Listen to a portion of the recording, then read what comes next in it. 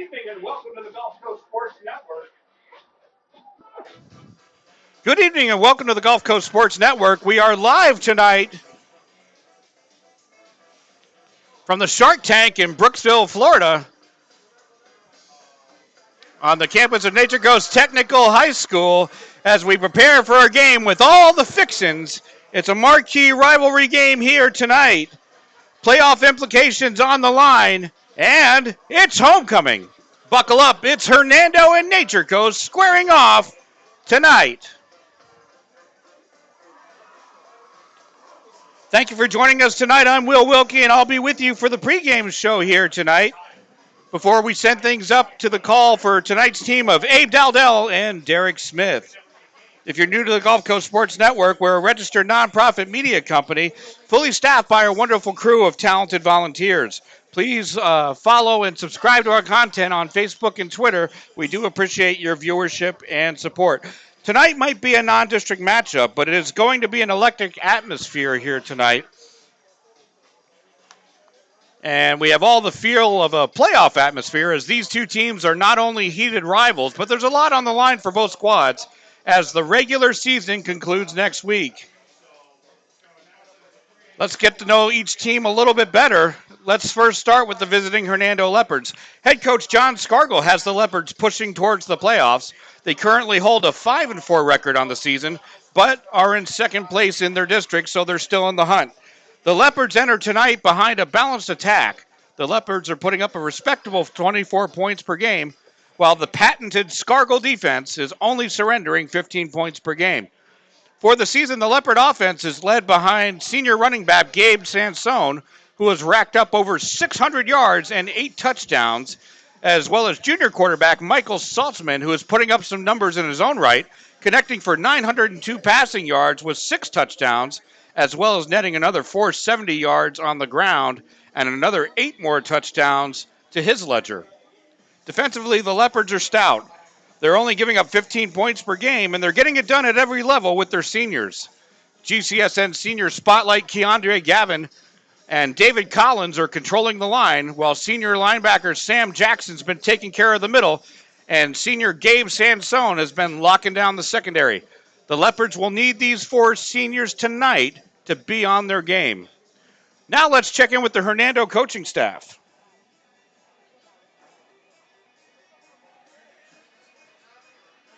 Head coach John Scargill leads the Hernando head coaching staff. He's assisted by offensive coordinator Bryce Spalding and special teams coordinator Terry Kennedy. And now here are Coach Scargill's keys to the ball game.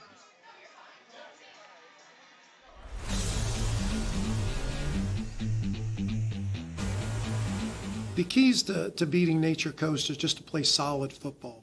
I think the team that makes the least amount of mistakes in that game is going to win. I think we're evenly matched. We have a strong offensive line and strong defensive line. We know they're going to run the ball. But with Jackson Hoyt back there throwing the ball around, we're going to have a great pass coverage, great pass rush. So they really have all dimensions on offense. If our offense can move the ball, put the ball in the end zone, work the clock a little bit, keep their offense off the field, and minimize the mistakes, minimize the turnovers, we have a real good chance of beating Nature Coast. And we'd like to thank Coach Scargill for taking the time to meet with us with his keys to the game.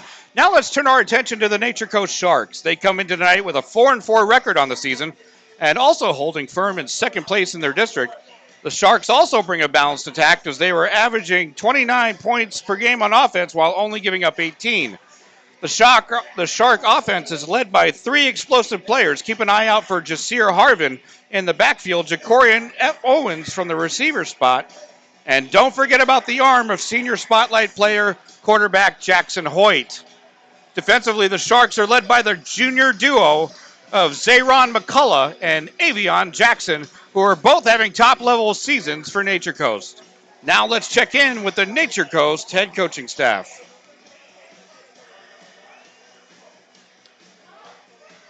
Head coach Robert Casimir is now in his second season. He's assisted by offensive coordinator Chase Liggett and defensive coordinator Charles Liggett. And now here are Coach Casimir's keys to the ballgame.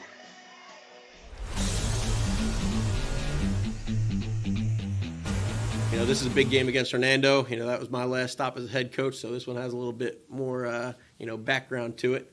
But we just got to come out and play hard. Last year, I feel like we kind of, I don't know, we weren't in sync and we weren't in tune against them, and we struggled when we shouldn't have. But this year, we got to come out and we just got to, we got to score points and step on their throat because they got enough talent where they can hurt you if you let them stick around. So we got to come out and we just got to execute and take care of business because we know this is a big game to finish the season. It's senior night, so we got to make sure we send this group of seniors out with a bang. Where's John? Welcome back. We'd like to thank Coach Casimir for his time for the keys to tonight's ball game. We hope you enjoyed the pregame show. Don't forget to like and subscribe. You can find our content on Facebook, Twitter, and YouTube by searching at GCSN Broadcast. That's at GCSN Broadcast. We do appreciate your viewership and your support. And for any of those watching who are wondering, we are not the official broadcasters of the NBA New Orleans Pelicans. There's a big story to that one. Let's take it up to the booth with Abe Daldell and Derek Smith. Take it away, boys. And thank you, Will. Good evening, sports fans, and thank you for tuning in to the Gulf Coast Sports Network for another great marquee matchup between the visiting 5-4 Hernando High School Leopards taking on the 4-4 Nature Coast Sharks. It's November 1st, and we're here live in the Shark Tank, and it's homecoming. Hollywood Nights is the theme. Oh, what a night. This is the final playoff prep and push for position in the playoff bracket. Yeah, absolutely, Abe. Both these teams really are sniffing that playoff bracket, and tonight's game's gonna be a big factor in it. Hernando's coming in looking to be the spoiler, right? It's homecoming. They can kind of ruin their homecoming night, ruin their chances for the playoffs. They'd love it. They're looking for revenge. Last season, Nature Coast went up to Hernando and took them out 27-0. On the American flag.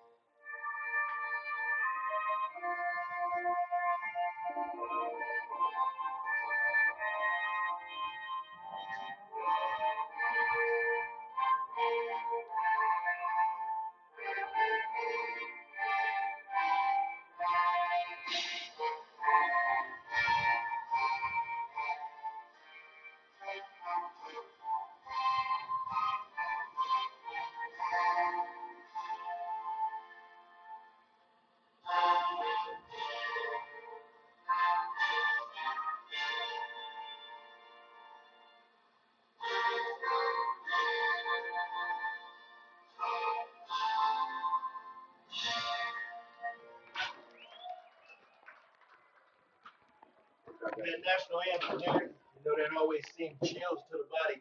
That means we almost ready for game time. This is where the players go and get the last second preps from the coach before they, head out onto the field in front of their crowd. Jason, Once again, this is homecoming for the Sharks. This is the bragging right game. This is a revenge game because, like you said, last time the Sharks were walking out. Jason walking out. But tonight is probably going to be different this year. It's November 1st. You can stay where you are, Jason. Two teams coming in. Juice is zoom. You look at Nature Coast. Nature Coast come in with the season, the experience, the talent, and speed. Then you also look on Hernando's side. You come in with young, hungry, motivated. And if they can keep those players disciplined, you got a well-balanced team on that other side. So tonight is anybody's game. It's absolutely anybody's ball game tonight. And, this is, even though this isn't a conference game, district game, there is no love lost between these two teams in any way, shape, or form. They are proximately close to each other. And, a lot of these kids have known each other coming up in the same town. So they know each other. Nature Coast looking to extend their streak against Hernando. Hernando looking to stop it, give themselves a good look at the playoffs here, and looking to play spoiler for Nature Coast. So I think it's going to be a lot of fun. There's a lot of speed over on the Nature Coast side, but Hernando, they got a plan against that. Like you said, if they just stay disciplined, everybody does their job. This is likely to be a great ball game tonight, and we're glad you're with us. Right. Derek, discipline is truly going to be the key, especially in a game like this, especially in this type of environment and atmosphere. We're talking about it's homecoming. We have to talk about it's the seniors' last home game. So once the seniors get ready, they're going to be Yeah, once they're done here, this is it going to be it for them. these seniors, this their last home game. It's homecoming. And one thing about football, you don't want to lose your homecoming because Absolutely not. they definitely don't want to go to the dance, with a loss on homecoming. But another challenge is for these coaches because these coaches have to keep them focused throughout the Keep your entire week. emotions. Keep the emotions in check. Right. And that's going to be huge for both sidelines, but most especially for the Nature Coast side. Trying to keep these emotions in check. It's going to be a big crowd. It's homecoming. That student section is going to get up for it. So this is going to be fun. Can't wait to get this thing going. And it looked like the Leopards will be receiving. And Derek, it's almost time. Look at the weather. Beautiful weather. Friday night lights. What more? We just went through two major storms. These coaches was able to keep these guys focused and continue the mission, which is to make the playoffs. And this is that November push. Yes. Yeah, we're getting late in the season now. You can get the sense that there's a thought that there might be some crispness in the air in a week or two, but we are approaching that time of year where all the hard work you've put in, all the work over the summer, the two-a-days, the lifts, the gassers, I mean, you name it, this is where it all pays off. These last 2 weeks, push into the playoffs. You get in the bracket, you don't know what's going to happen. And with it being this deep in the season, this is where coaches are hoping that number one, they still play smart, they play fast, they play together, and the key thing is being consistent. Let's And not discipline. have a great game one game, and then you go to the next game, and then now you forget everything you just went through. So we got to make sure that those keys are looked upon and they play smart and at the end of the day have fun. Absolutely. Here come the home team Sharks, getting ready to get this game kicked off. Great shot, Jay. Try not And you to can move. see Try not to Hernando cheerleaders trying to get their crowd into it on the other side. This is going to be a great matchup between two teams. We got the young and hungry, move. Good job, guys. Great shot. and we got the skill motivated. But it's their homecoming. So right now, their back's against the wall because you do not want to lose your homecoming game. Yeah, must win for both teams, really. Game shot. So we'll start with Nature Coast kicking off to Hernando. We'll get to see Hernando's offense first, led by the junior quarterback Saltzman.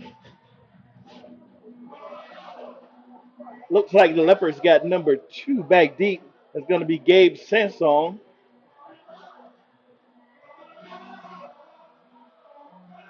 And also back deep, number 11, Kamani Dawson. And we know both of those guys got some wheels because we made it to their homecoming game against Lecanto. And Kamani Dawson, I believe, had a long return for a touchdown. So he can be dangerous if that ball comes to him. Get in the open field. It's a bunch of speed back there. Great job, John. And like I say, these kind of games, special teams going to play a special part in these games. So we're ready.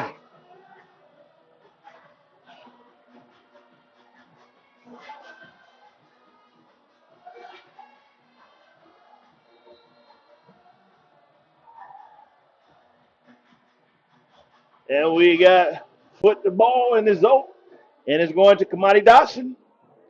Looks for a seam up the middle, cuts to the right side of the field, finds a little daylight, makes a move, still on his feet, rounding right side, and finally hit down by That was a number 20 of Nature Coast. It's going to be Rodney R.J. Jones with a nice hit as Dotson was trying to find some daylight around that outside. yeah, that was a great move he put on him there. Was able to get about another 5-6 yards after it. Really good return, decent field position for Hernando to start this game. So it looks like the Leopards are going to start out with twins to the right side of the field, single receiver, and they're going to have number 3, Jeremiah Brown, in the backfield. Saltzman immediately hands off to Brown. Brown tries to find a seam around the left side, picks up about 2.5 yards on the play. Looked like that might have been an option to start the game. You see Saltzman looking, deciding if he's going to keep it in his chest or he's going to pull it back and maybe has a crosser or anything else. But interesting to see them start off with a potential option to start the game. Well, it looks like the way they moved the down mark, it looks like he did pick up about 4 or 5 yards on that play. It was a good hard run on first down.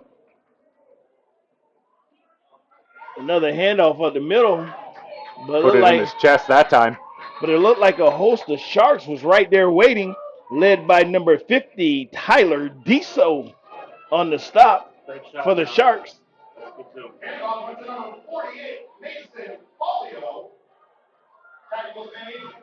Looked like Paulio for the Leopards was able to pick up about 2 yards on that carry. Yeah, he tried the right side. Did not have as much luck as they did on the left. It's like Brown's back in the backfield. Saltzman drops back. He's flushed out, and he shoots straight, tackled by number 11. Zara McCullum made a big play, which will bring up 4th down. Check out the Care One instant replay. Yeah, so he's going to line up here. Comes in virtually untouched. Barely gets him on the ankles, gets him down. That was a huge 3rd down stop for the Sharks. So the Sharks defense come out trying to make some noise early.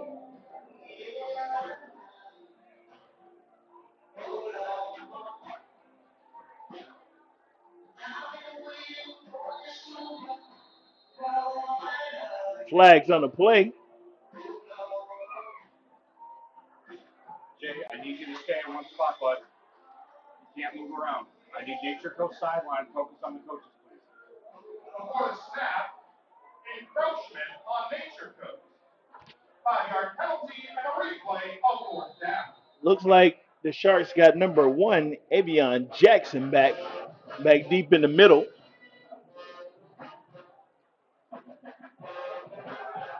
Short high punt, ball hits at the 50. Number 4, Michael Saltzman on the punt. Is down by Finally down by number 5, Sam Jackson. I don't know if Sam Jackson was trying to earn himself an Oscar. We're going to check out the starting lineups here. We'll start with the Nature Coast offense. Skill positions, you got Hoyt, Gaynor, Owens, Harvin, Jackson, and Lanning.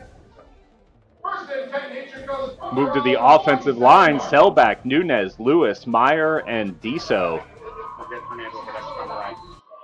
And after this play, we'll check out the Hernando defensive starters.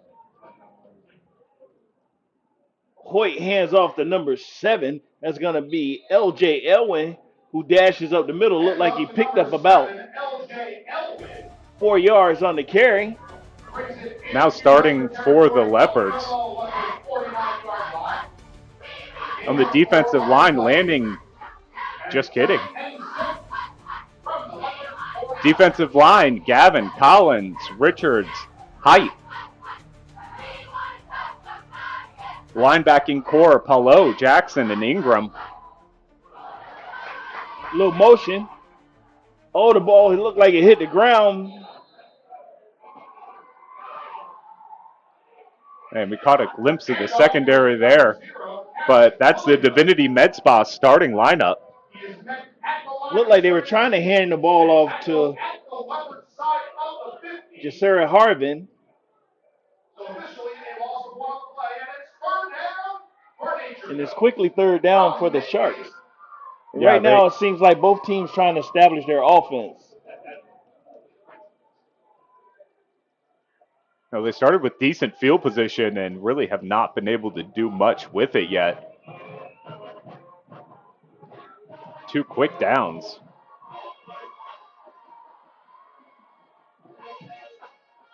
White drops back. He's got pressure.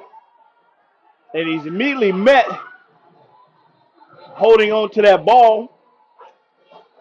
The Leopards defense came up strong. Looked like it was led by number 8, Isaac Hip. Yeah, let's take a look at this Care 1 instant replay. And he had nowhere to go. That pocket collapsed on him. He had no place to go. He just had to go down with the ball, and good on him being able to hang on to it. You saw it kind of bobble in there in his hands as he was going down. So punt team for Nature Coast out. Looks like Brown is back for the Leopards. Snaps away. Little bobble. Kick, the ball's up. Brown grabs it. Finds a seam, but he's met by a host of Sharks. Sharks are swarming. Looks like Dontrell Parker and Tyler Deso in on the tackle. So after 2 possessions, it's really just a field position game at this point, Abe. Hernando's about where they started their first drive. Well, let's see if Coach Scargill made some adjustments after the team came to the side, because most teams play with at least 10 script plays. Looked like it was a quick handoff to Brown. He was able to pick up a couple yards on the play. Yeah, it looks like McCullough was first one there. You know, and that's what happens when you script 10 plays. You want to see what the defense is doing, seeing what adjustments they're making, and try to figure out what would be best for your offense and your offensive scheme. Leopards come back with twins again to the left side of the field. Saltzman takes the snap, puts the ball in the air. Got a man, he makes the catch. Quick feet. Around the left side. And he's finally taken down at the 38-yard line. That was Kamani Dotson on that reception. Biggest play of the game by far so far, Abe. Really good protection in the backfield. Let's take a look at it here on the Care 1 instant replay. But he had great protection. And Saltzman able to examine the field. Nice ball right over the cornerback over there. I believe that was maybe Jackson on the coverage. Now, you mentioned Kamani Dotson. He has racked up over 27 catches now for 465 yards and 5 touchdowns. He also has 185 kickoff return yards and a touchdown. So that might be one of Saltzman's, key receivers to this game tonight. I mean, his job is to get the ball into the hands of his most explosive players. And, Dotson obviously meets the criteria for that. So good look, good pass, good catch. A lot of yards after the catch, and they are in really good position now. And that's what you really want is that yak. That yak. Them yards at the catch makes it more exciting, and it makes it exciting for us to watch as well. Made a couple people miss. Finally took a couple of Sharks to finally drag him down. Fresh set of downs for the Leopards. Leopards in that twin set again. Handoff to Brown straight up the middle. Looks like he picked up about 4 yards on the carry. Yeah, really effective first down. Positive yards. Staying ahead of the chains nearly. So good work for Brown. He's kind of been their workhorse this year, and you can see why.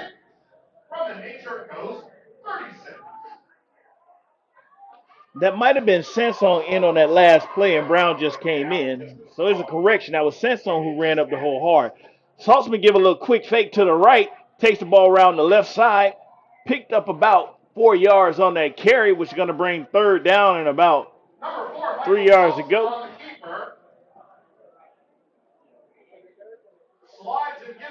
That was a little misdirection play there. Faked the handoff to Brown.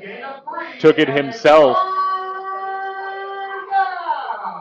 Picked up some positive yardage. They still have a pretty long 3 to try to get this. Look like they got number 81, Braden White, in the backfield. Saltzman gets behind him. Saltzman using his legs. Depending on where the referee spots the ball, he got his hand is signaling 4th down. That's pretty close. So this is where you got to make that early coach's decision. Do you trust in your offensive line that's been doing a great job for you all season and giving that surge and that push? Looks like the offense is going to stay on the field. Still got number 81, Braden White, in the backfield. Saltzman goes right behind him. Looks like he picked up the 1st down. And there goes a flag. And looking from up here, it looked like it was a little extra talking that was unnecessary, which is going to penalize them and hurt that play. And I'm quite sure the referee is going to, and the coach is going to get on them about that. Yeah, let's see which way this goes, too. Because a lot of times you don't get the first infraction, you get the retaliatory.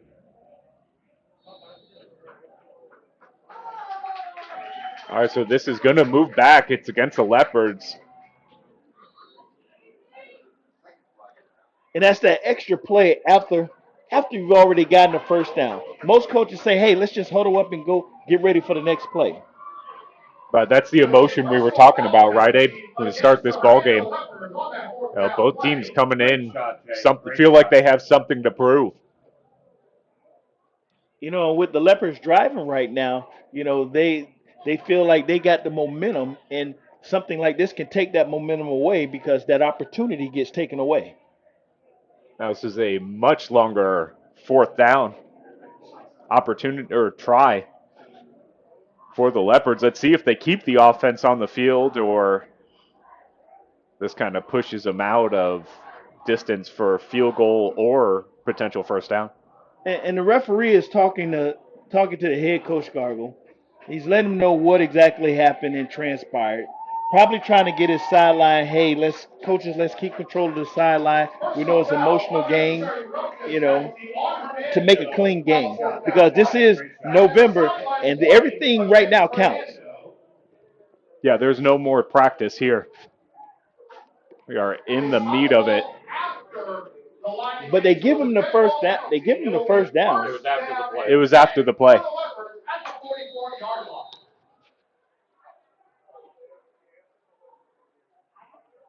Quick handoff to number 3, Brown, around the left side, picks up about 2 yards on the carry. Yeah, that's too bad for Hernando. They really did have something cooking there. They had the momentum. They were able to drive the ball down the field, got 2 1st downs, and really sniffing that end zone. So what really saved them was that penalty was after the play, which they were able to make that 1st down, but then they just backed up 10 yards. 15, I'm sorry. 15. Saltzman dropped back to pass. Nice catch by Dotson again. Looked like he picked up about 7 yards on that catch. Yeah, let's take a look at on the Care 1 instant replay.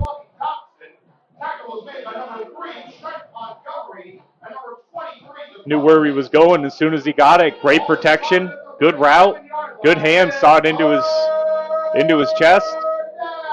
Leaves him with a 3rd down and manageable here. And it was a nice out route. He looked the ball in, made the catch before turning up, which is picture perfect. Saltzman rolls to the left,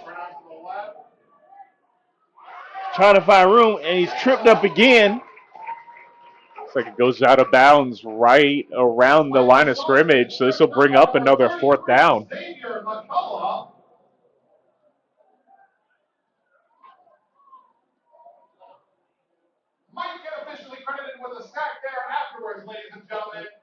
So now the coach got to make another decision. They've been successful when Samsung has been hit in the middle. And I see Sansong's in the backfield behind Saltzman. But you also got Dotson has been doing a great job, and the out route will look nice right now. Great shot. Yeah, he has been able to throw the ball nicely, and there it is. Called it, Abe. It's And number 5, Sam Jackson. And once again, that out route, it is open because Nature Coast is playing so far back. Trying to keep everything in front of them, everything to the middle of the field. So coach has made, two key choices here on 4th down, and right now the Leopards have been successful on their 4th down plays. Yeah, it's paid off for them both times.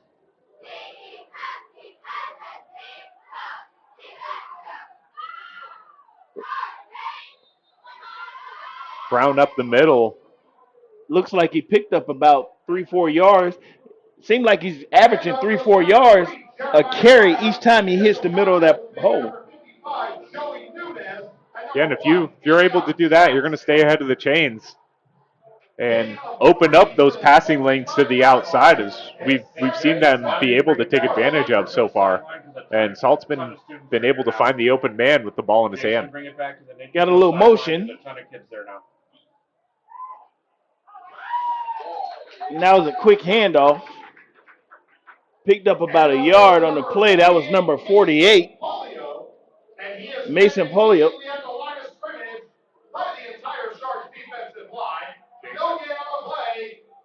Bring it back to the Nature Coast sideline. There you go, bud. Thanks. Derek is 3rd down, but the Leopards are knocking, and their momentum has been going forward.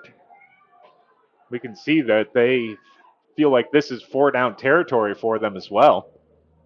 Saltzman looks back, puts the ball in the air. Dangerous pass over the middle. From the looks of it, that pass was intended for number 1 of the Sharks, Avion Jackson, the way he played that. Yeah, Saltzman's lucky that didn't get picked. He's looking for his tight end, Sam Jackson, over the middle of the field. But if you caught, Samsung swung out to the right, and he was wide open with nothing but daylight. I'm quite sure they'll probably come back to a play like that later on inside the game.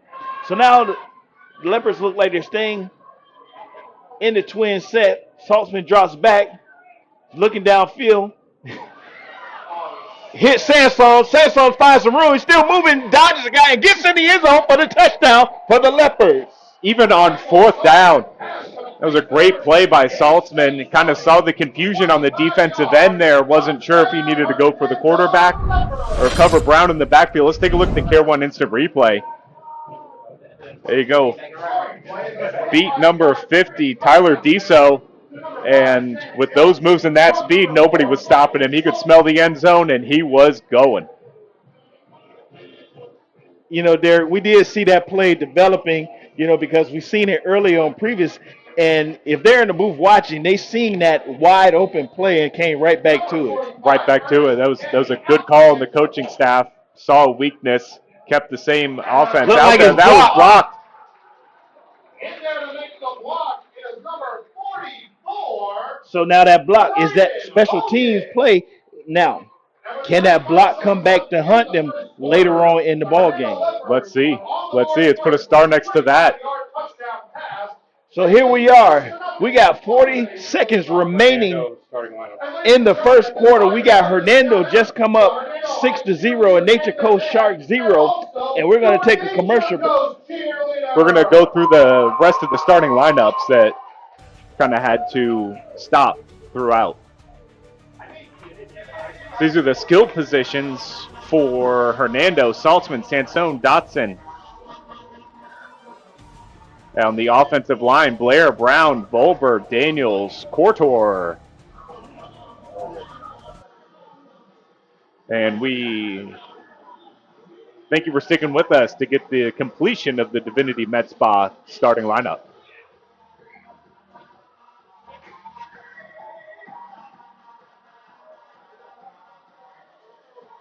Once again, we got it here. We at the Shark Tank homecoming. Total Leather caught the ball, but immediately got tackled by the turf monster. That was Zayden McKenzie on the return for the Sharks. Now, Derek, this is time where we see if the Sharks can come back and answer. You know, Starting on their own 17, they're going to have to go nearly the length of the field to even the score. I don't have number 26 on Nature Coast roster, so who the hell is it?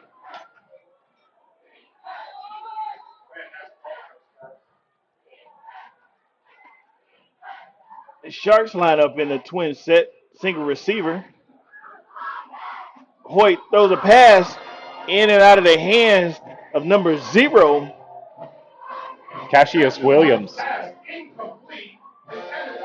And it looked like number 9 for the Leopards was back there. Isaiah Williams, looked like he was thinking that was coming to him, but luckily Cass was able to get his hands on that ball to give a little tippage.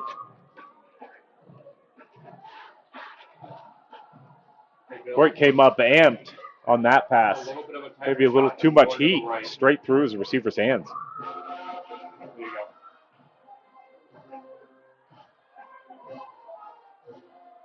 Second and 10 for the Sharks. Hoyt draws back. It's a pass. Pass was complete, but there was some flags on the play, and it looked like he would have had daylight going down the field. That would have been number 8, Jacorian Owens. Before the snap, encroachment on Hernando. A 5-yard penalty and a replay of second down. That was a 5-yard penalty against the Leopards. Will bring up 2nd and 5. But Derek, it looked like that penalty actually helped the Leopards. 100%. Kept 6 off the board. Because Owens looked like he had nothing but daylight with a nice long stride going down the field. A little tighter. There you go. So they'll be coming back to that play. They'll look for it again. Hoyt tries to go up the middle, met by a host of Leopards.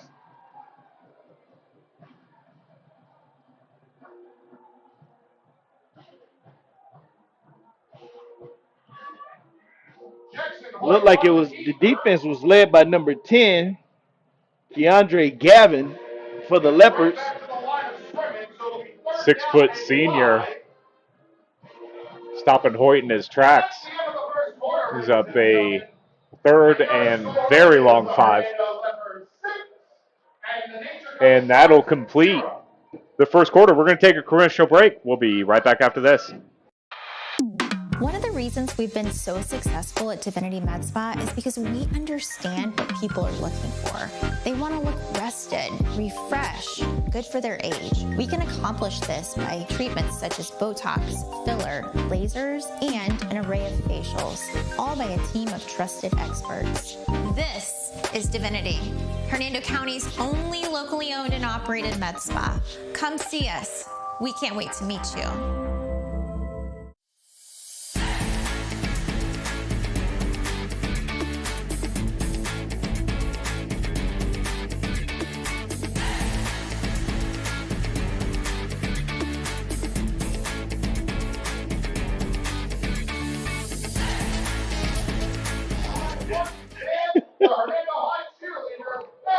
Well, that last big play and tackle was by Gavin of the Leopards, and he leads the Leopards with 80 tackles, including 19 for losses, along with 12 sacks. So he is a monster down there for the Leopards. Yeah, and you could see why on that play. Hoyt has had a lot of success with his legs, but absolutely wrapped up by Gavin on that. And they're going to think twice before running to the right side, I'm sure. Quick pass. Oh, nice grab out the air. And he gives the signal of the first down. That's going to be Cassius Williams. Nice pass from Hoyt. Take a look at that Care 1 instant replay. Hoyt knows exactly what he's going to do. Little quick play action. Hits him on the slant. That was it. Looked like that same play they tried to start this series with. And just keep in mind, Florida Athletic Coaches Association named Jackson Hoyt as the District 10 Class 3A MVP this year. Hoyt drops back, he puts the ball in the air. Too far. He had a man out.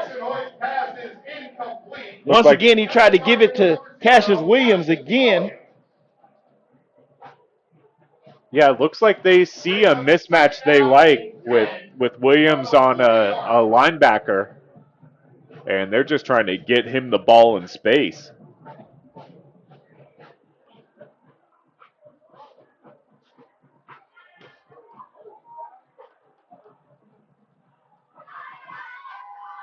Well, it looked like they keep switching Owens to different sides of the field, trying to find that mismatch. They go to the twins to the left side. Quick handoff to L.J. Elwin. Picks up about a yard on that play.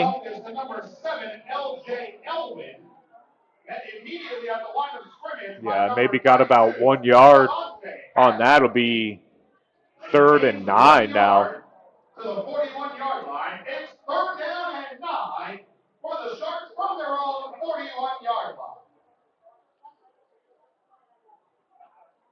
Now, right now, the Sharks are having success with their passing game.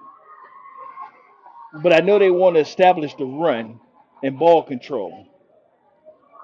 You got Williams in motion. Hoyt rolls to the left.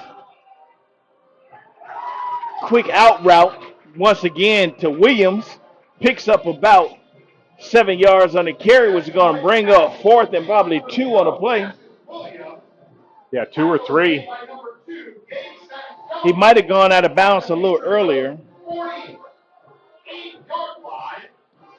So now the Sharks' opportunity to see if they can get a first down on 4th down, which the Leopards have been successful twice. Now we're going to see if the Sharks are able to do the same thing. The Leopards gambled twice and it paid off for them with 6 on the board. The Sharks are just trying to keep pace at this point.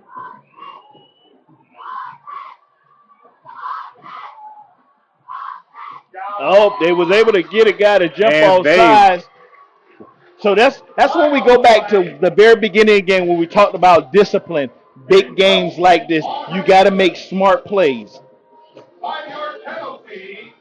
Looks like that was 55, Noah Brown.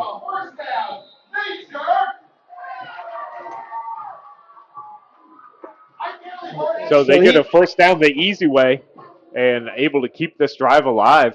I wouldn't be surprised to see them take a big shot here. Derek is all about moving the chains. Whichever way it takes to move them chains, they just move those chains. Hoyt gives a fake, tries to go up the middle, but it was shoestring tackled by number 48. That's going to be Mason Pauly. We done said his name a couple times. I know it's been on offense, and now it's on defense. Check out the Carolina instant replay. Yeah, you're going to see him come off the side here, basically untouched. 32 also in on that play. Hasbury, Savante Hasbury. So it looks like the Leopards have found something up the middle on this Sharks offensive line. Trying to get pressure on Hoyt, shut down the middle of the field, force them to complete the passes on the outsides, which they have been up to the task thus far. Inside handoff. They're trying to get the ball to Harvin, but it looked like Harvin was immediately wrapped up by those linebackers of the Leopards, which is going to bring up 3rd down and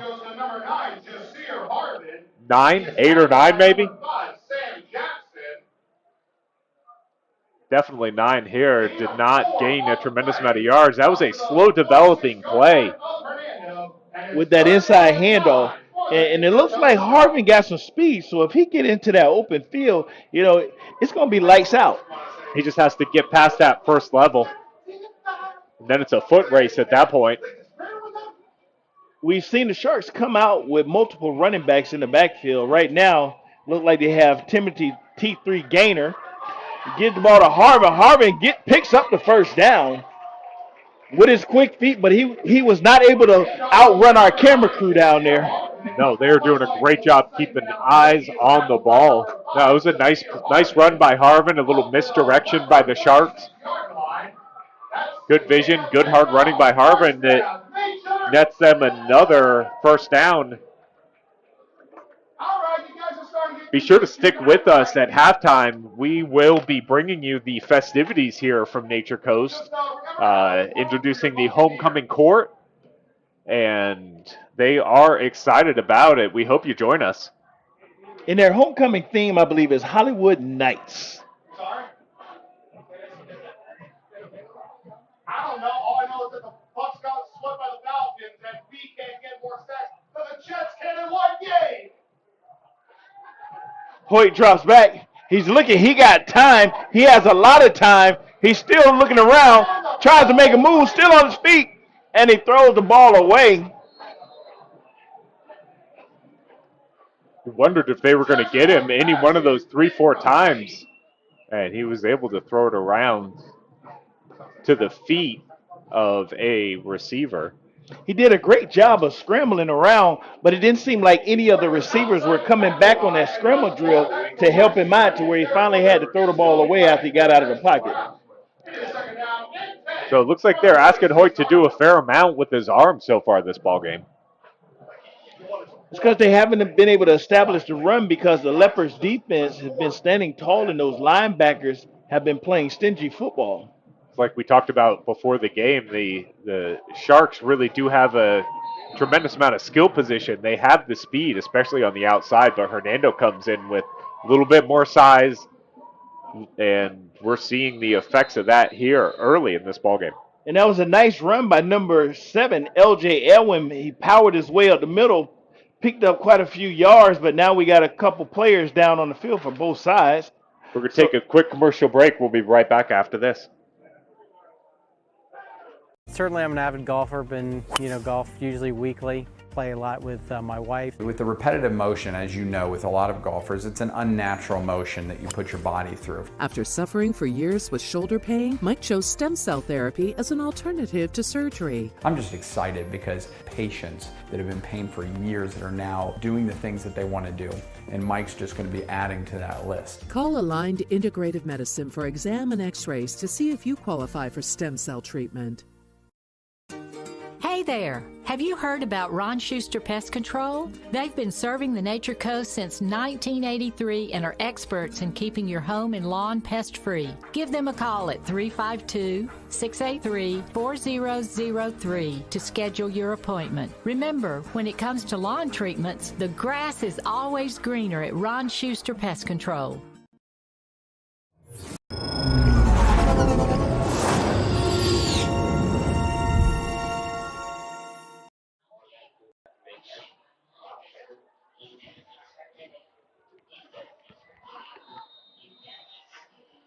Welcome back, sports fans.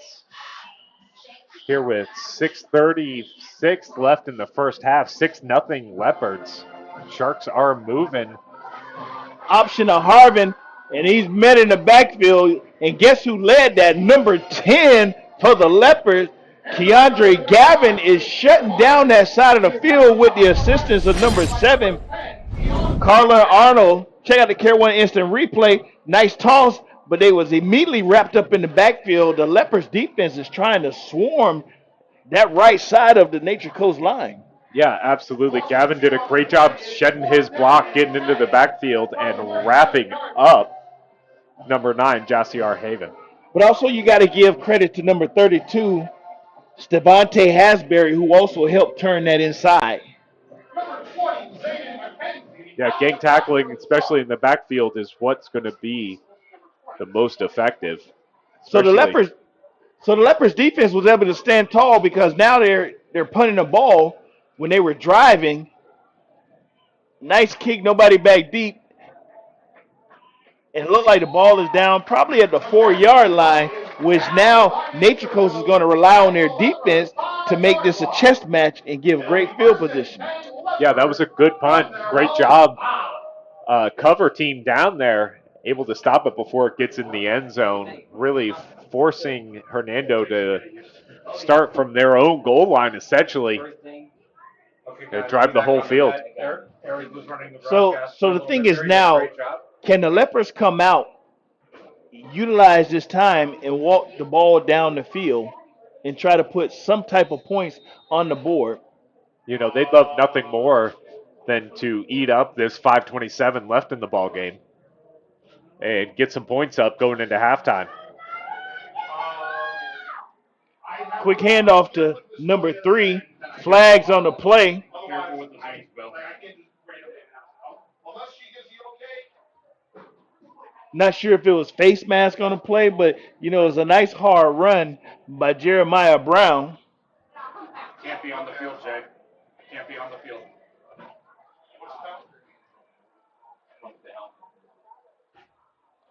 Targeting, 15-yard penalty on the Sharks, which is going to give the Leopards great field position A little bit of breathing room getting out of their own end zone. That's likely to be a very costly penalty by the Sharks.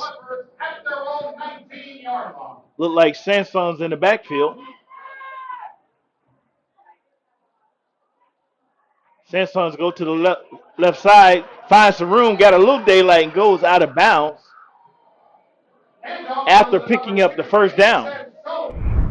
Yeah, let's take a look at the Care One instant replay. Nothing fancy here. Gets the ball, cuts back, makes a couple miss, tiptoes the sidelines, gets enough for the first, dips out. He didn't I'm pick up sorry, the he first did down. not get enough for the first. So he went out a little earlier. 2nd and 3.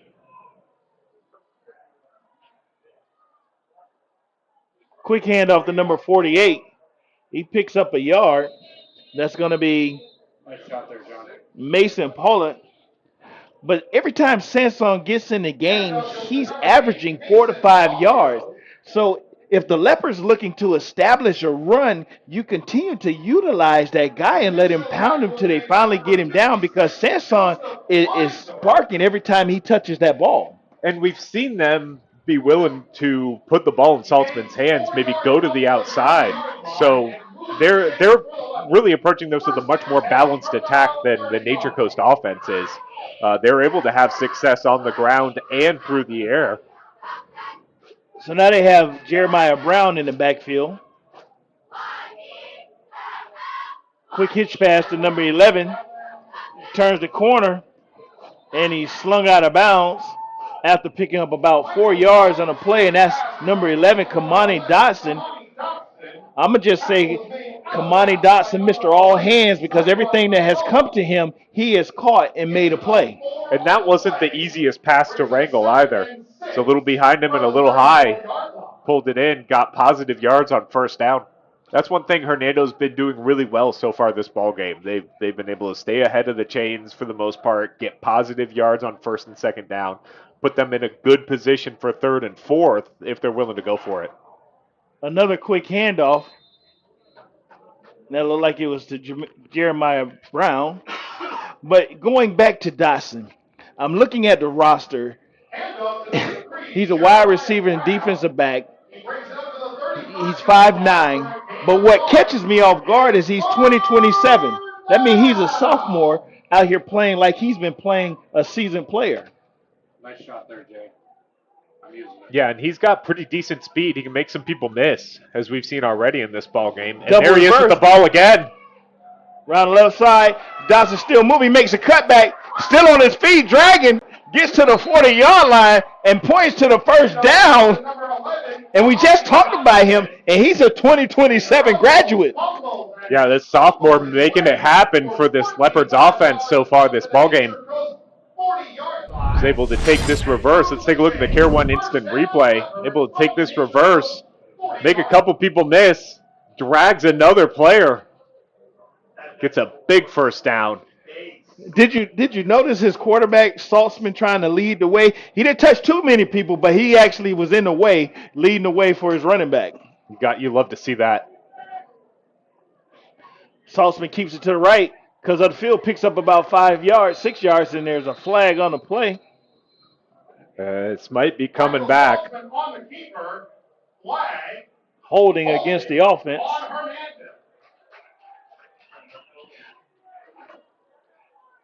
Derek, the Leopards are eating up this clock, and they're driving downfield. You know, exactly the kind of drive they wanted, starting from their own 3. They've been able to flip the field already.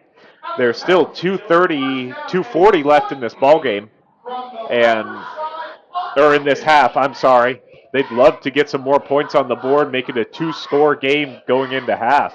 Now, they did get a little assistance by the Sharks with that 15-yard penalty, but they've been trying to put the ball in the hands of Dotson. Once again, he gets the ball again, finds a move, picks up another 10 yards on the play, and his yards after catch are just racking up. And there's another flag after the play. So Dotson really coming out here, making a name for himself in this ballgame so far. Another personal foul, helmet to helmet. It's against Nature Coast. So that will just keep moving closer to the end zone for these Leopards. So we're seeing Dotson being a 2027 player. That means we're going to see him for quite some time. Right now, he's giving us a taste of what he's trying to do and showcase. And this is a very special night. It's homecoming. Right. It's homecoming. Rivalry game, homecoming game. Bragging rights. Trying to make looking for a playoff spot. I mean, there's a lot riding on this ball game. Quick pitch to Sansone around the left side, trying to find a little daylight.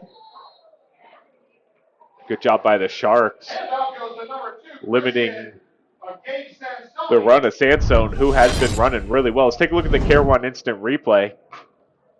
Take this ball, tries to get to the edge, looking for a crease. Number 3, Trent Montgomery, coming in, laying the hit. And on that run, Sansone picked up 3 yards, but yet he goes back to the sideline. Well, they've been able to move the ball with a variety of players. Hand off to Jeremiah Brown. He's trying to get to the right side, picks up 1.5 yards on the play. So we're starting to see the Leopards try to establish that 1-2 punch with a taste of Dotson inside there. So we got 1:13 remaining in the game. Hernando 6, Nature Coast 0, and we'll be right back and taking a commercial break.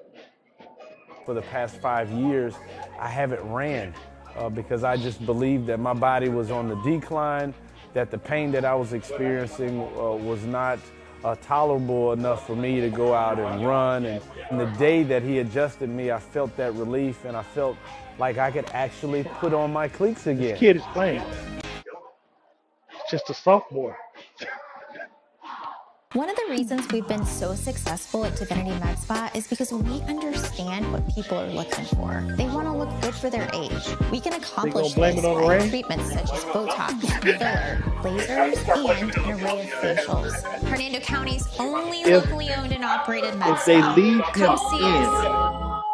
and just pound him.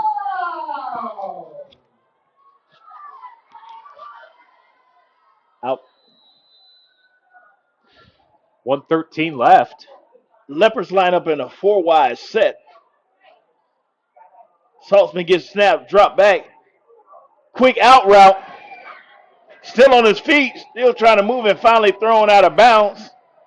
Looks like that was number 5, Sam Jackson.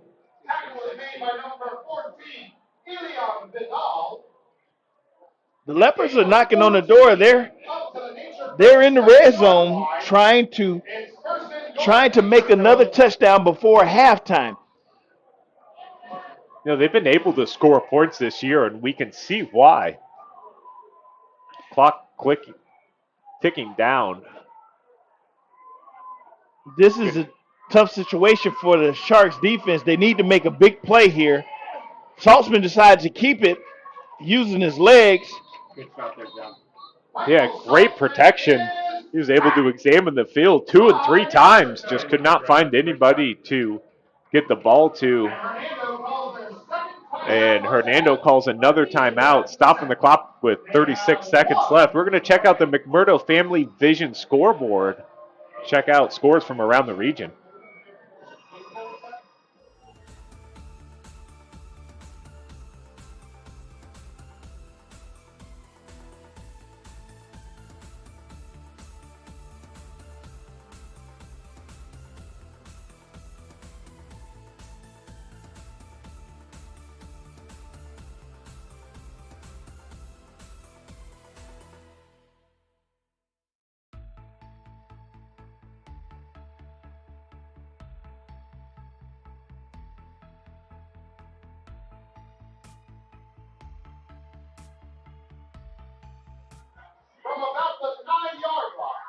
So the Leopards are knocking on the door, and they got 36 seconds remaining in the half. The Sharks are trying to stand tall because you don't want to go into halftime down by 2 touchdowns. Samsung Saltzman rolls right, looking for a guy. He starts to use his feet. Another flag on the play. Saltzman looked like he was able to dive in the end zone. Michael Saltzman on the keeper. Zoom in, Bill. Flag. There was a lot happening there on that play. I saw a flag John's block starting to come in as Saltzman was getting close to the end zone. And in that area, sometimes you can have a defensive hold and the receivers trying to get, in the end zone and trying to make a play. Let's see what this call is going to be. Now they're talking to Coach Scargill on the side. He's trying to figure it out himself. There you go, John. Great job. Holding on the defense. They decline it. Holding on Nature Coast. That penalty will be declined. So it's 3rd and goal. It'll be 3rd and goal for Hernando. Now, Derek, here's the situation. Samsung's been averaging 3 yards a carry. So with Samsung averaging 3 yards a carry, I would tell my offensive line, listen, I'm going to put Saltzman under the center. And I'm going to get it, Saltzman. You give him that extra little push he needs, and we're going to surge into this end zone. Because you got 30 seconds remaining in this half, and we need a big play. If we don't get in, we quickly call a timeout, and we do it over again. So now we see they're getting ready for the homecoming festivities that's going to come on at halftime. And Gulf Coast Sports Network is going to make sure they let you see each and every participant tonight, and they're going to give you a great show. And make sure you check it out. You'll be able to link in and check that out, the halftime show that the Nature Coast Sharks will be putting on. Okay, we're back to action, boys. So we're back into action. 30 seconds remaining in the second quarter. The Leopards are pounding on the door. Hey, John, if you Has can Coach get up on the Scargill left, dialed up the right play at the right time? And it's 3rd down and goal.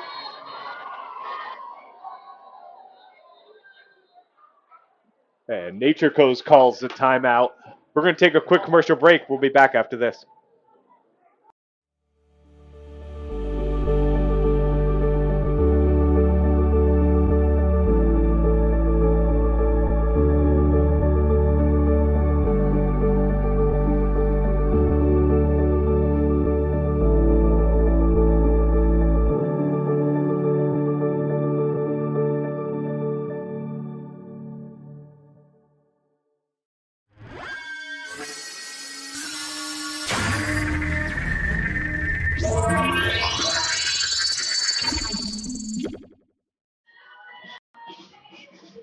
So we're back.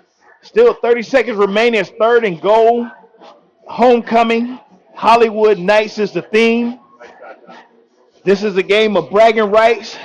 It's a lot on the line here. This is that playoff atmosphere. Remember, it's November 1st. It's Friday Night Lights. And you got it live right here with Gulf Coast Sports Network. Make sure you subscribe and like. Our camera crew is doing an amazing job looking to see what these Leopards are going to do. Direct snap to Samsung. Finds the middle. He's in the end zone, but there's flags on the play. Flag on the play. Yeah, again, as we've talked about, Sansone just being an absolute workhorse for him. That looks like it's going to go against Hernando, so points off the board. And we'll repeat 3rd down. And Take a look at this Care 1 instant replay. It looked like he bobbled the ball and dropped it, but was able to pick it up. I was trying to see where that holding was, but apparently it was a holding call, so now it's going to have to be back in the hands of Saltzman. Here, let's take a look at this again. Yeah, right there. Hold was on 33. Xavier McCullough. I couldn't see who was holding. Saltzman drops back. He's flushed out of the backfield. He puts the ball in the elbow and he threw it a little too low. Intended for number 12. That's going to be Antonio Brown. Intended target was number 17, Nate Bloomberg. Correction, number 17, Nate Bloomberg. So that's going to bring up 4th down. Now, the Leopards are 2-0 with 4th downs. Now, are they going to kick a field goal here, or you think they're going to go for it, Derek? I mean, at this point, this drive has been exactly what they needed. You got an opportunity to put points up before halftime. You got to take the points if you have an opportunity to take them. Zoom out, John. Zoom out.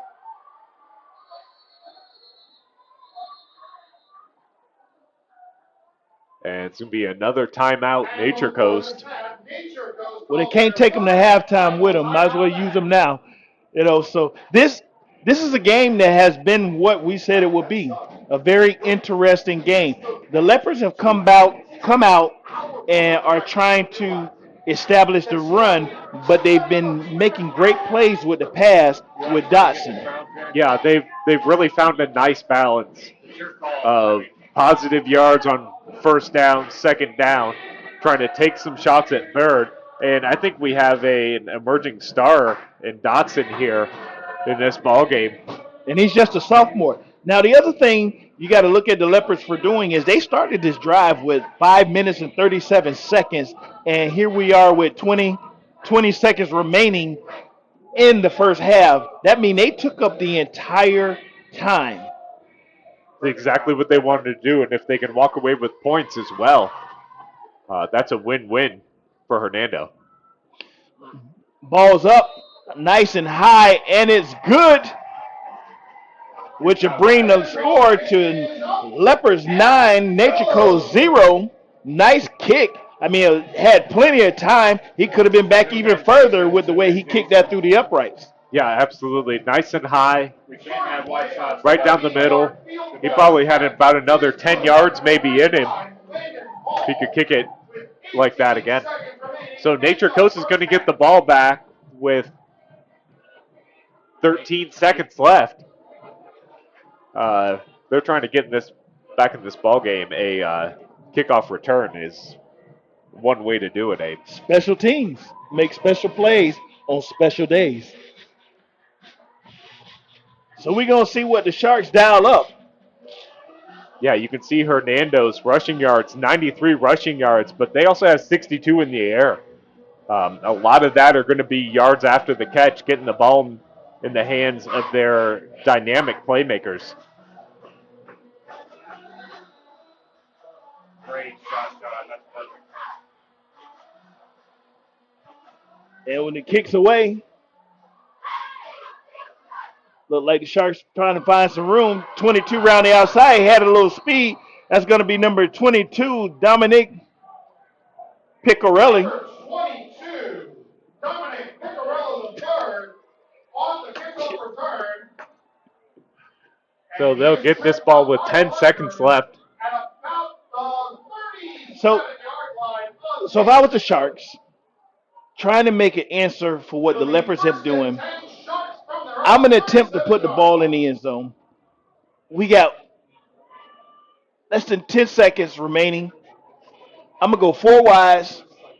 I'm going to put Owens on one side by himself, single covers, let him do a basketball jump down the field and see if we can make a play or make something happen. So the Sharks line up with Trips, Owens, single receiver. Hoyt keeps the ball. He's up the middle, still trying to move. Leopards trying to pull the ball out. He was able to pick up a first down. The clock is going to start. It looked like he got about 3 seconds remaining, and he downs it. Spikes it.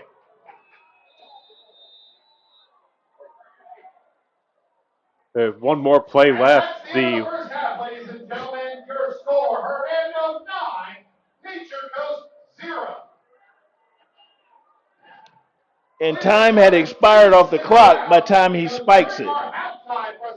So right now we got Hernando leading 9-0. We got the homecoming special coming up to you. Ladies and gentlemen, we got a ball game because this game is far from over. So we'd like you to join us for the halftime show as we get ready to send it up to Will. Thank you very much, Abe and Derek. A great job on that first half call. What a game we've got going on here. We got a rivalry game the entire way, playoff implications on the line, and it's a 9-0 ball game with both teams leaving it all out on the field. We're looking forward to a great second half. Thanks for sticking with us. We've got the GCSN halftime show coming up. Be sure to follow us on Twitter, X, and Facebook at GCSN Broadcasts. Got a lot of great content there. Coming up next, we've got the Nature Coast homecoming ceremony. We're going to be giving you live coverage of that in its entirety. Then we're going to bring it back for the regional game roundup with the McMurdo Family Vision Regional Scoreboard before we take it back up to the booth with the halftime summary featuring Abe Dowdell and Derek Smith. All that's coming up next on GCSN at the half. Don't go away.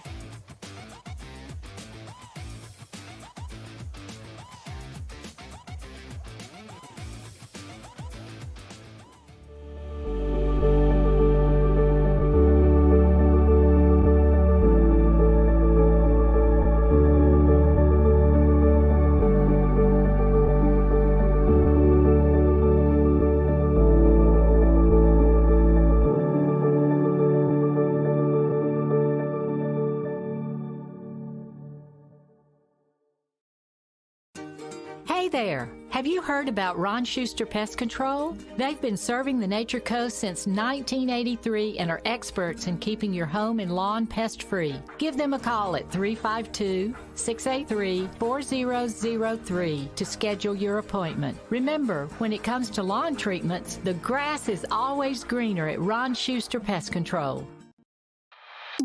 One of the reasons we've been so successful at Divinity Med Spa is because we understand what people are looking for. They want to look rested, refreshed, good for their age. We can accomplish this by treatments such as Botox, filler, lasers, and an array of facials, all by a team of trusted experts. This is Divinity, Hernando County's only locally owned and operated med spa. Come see us. We can't wait to meet you.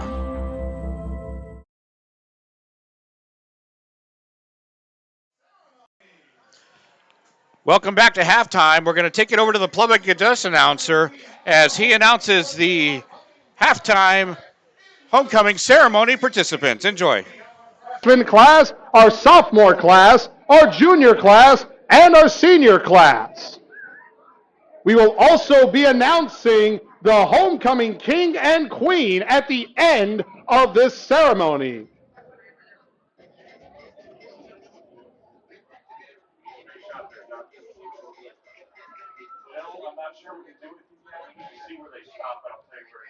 In the first Jeep, representing the freshman class, is Dariana Judd and Mark Earls. In the second Jeep, representing the sophomore class, Olivia Martinez and Vincenti Suska. In the next Jeep, also representing the sophomore class, Lillian Frazier and Gio Garcia.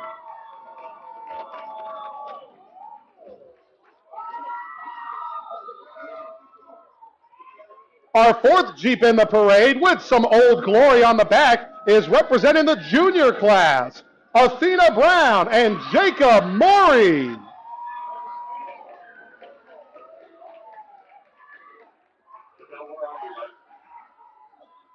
Our next Jeep, also with some Old Glory, is representing the junior class. It's Liliana Robles and Avion Jackson.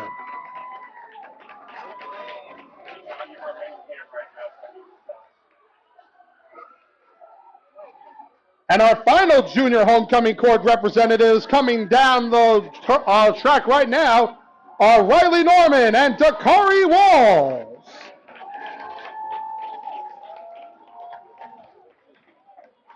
Our next homecoming court is representing the senior class. It's Sky Verosic and Omar Zayas.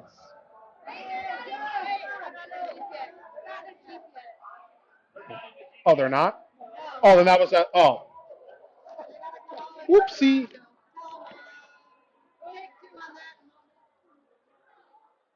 Whoopsie.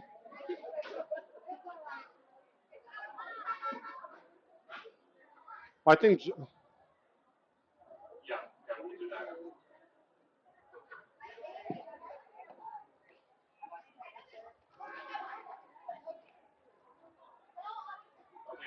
should be coming out to midfield, is my understanding. Well, maybe not.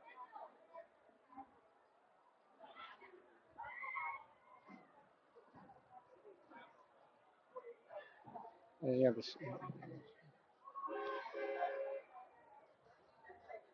All right, JC, get the crowd hyped up. We'll do that.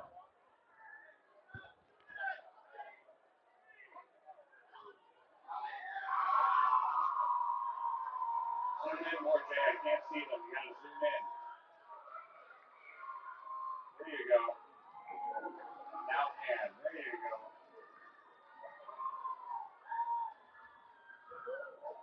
All right, perfect.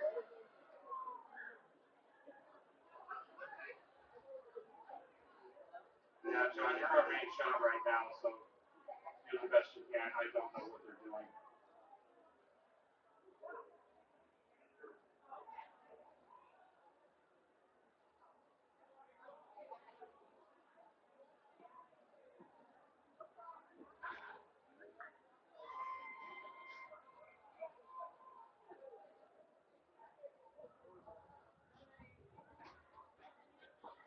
They were walking out.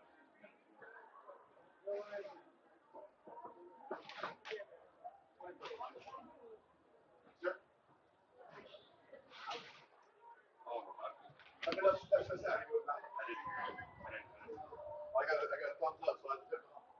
Oh, what's going on, Chris? I don't know. They told me they were getting out of the things and walking down. But they're dropping them off. Oh, okay. So that's why I'm at right now. I'll see them. Yeah.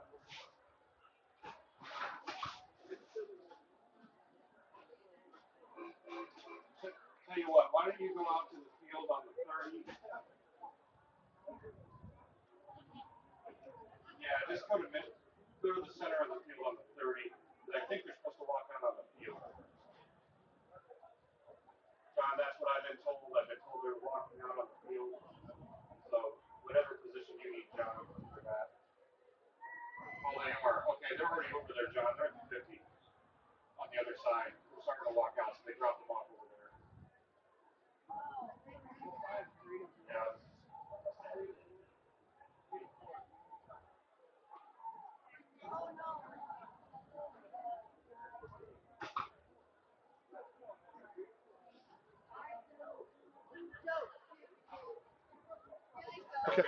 So, Bill. Back to our regularly scheduled programming, ladies and gentlemen. We now have the seniors coming on the Jeeps. Our first Jeep is carrying our first senior homecoming court representatives, Sky Barosik and Omar Zayed. And then I'll tell you when you're good, and then you can move to the next person, and John will have. Right behind them in the second Jeep, also representing the senior class, is Kendall Colas and Gavin Piliores.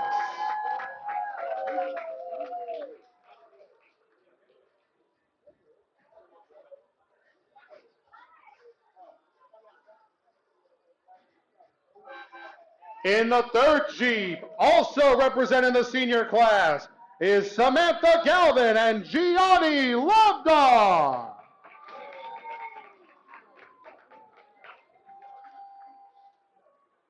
Great shot there, John.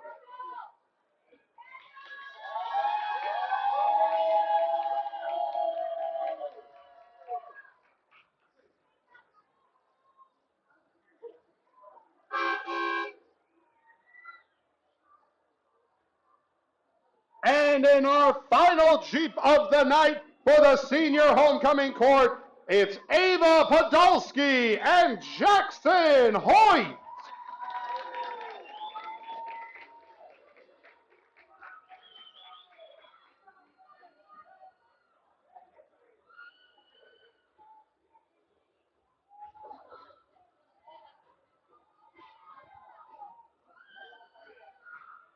Great job, guys.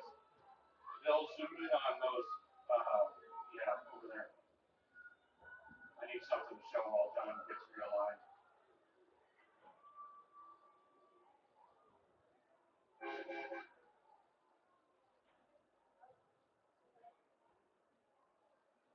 You're drifting, Bill, you're drifting. Jay. I'm trying to figure out what they're doing.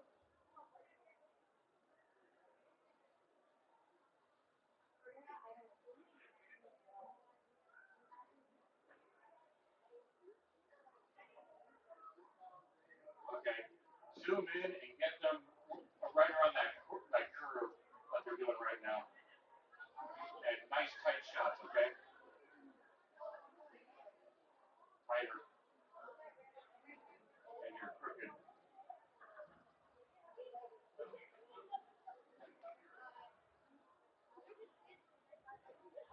Ladies and gentlemen, we are about to get started to meet your 2024-25 Nature Coast Homecoming Court. Our first homecoming court couple representing the freshman class are Dariana Judd and Mark Earls.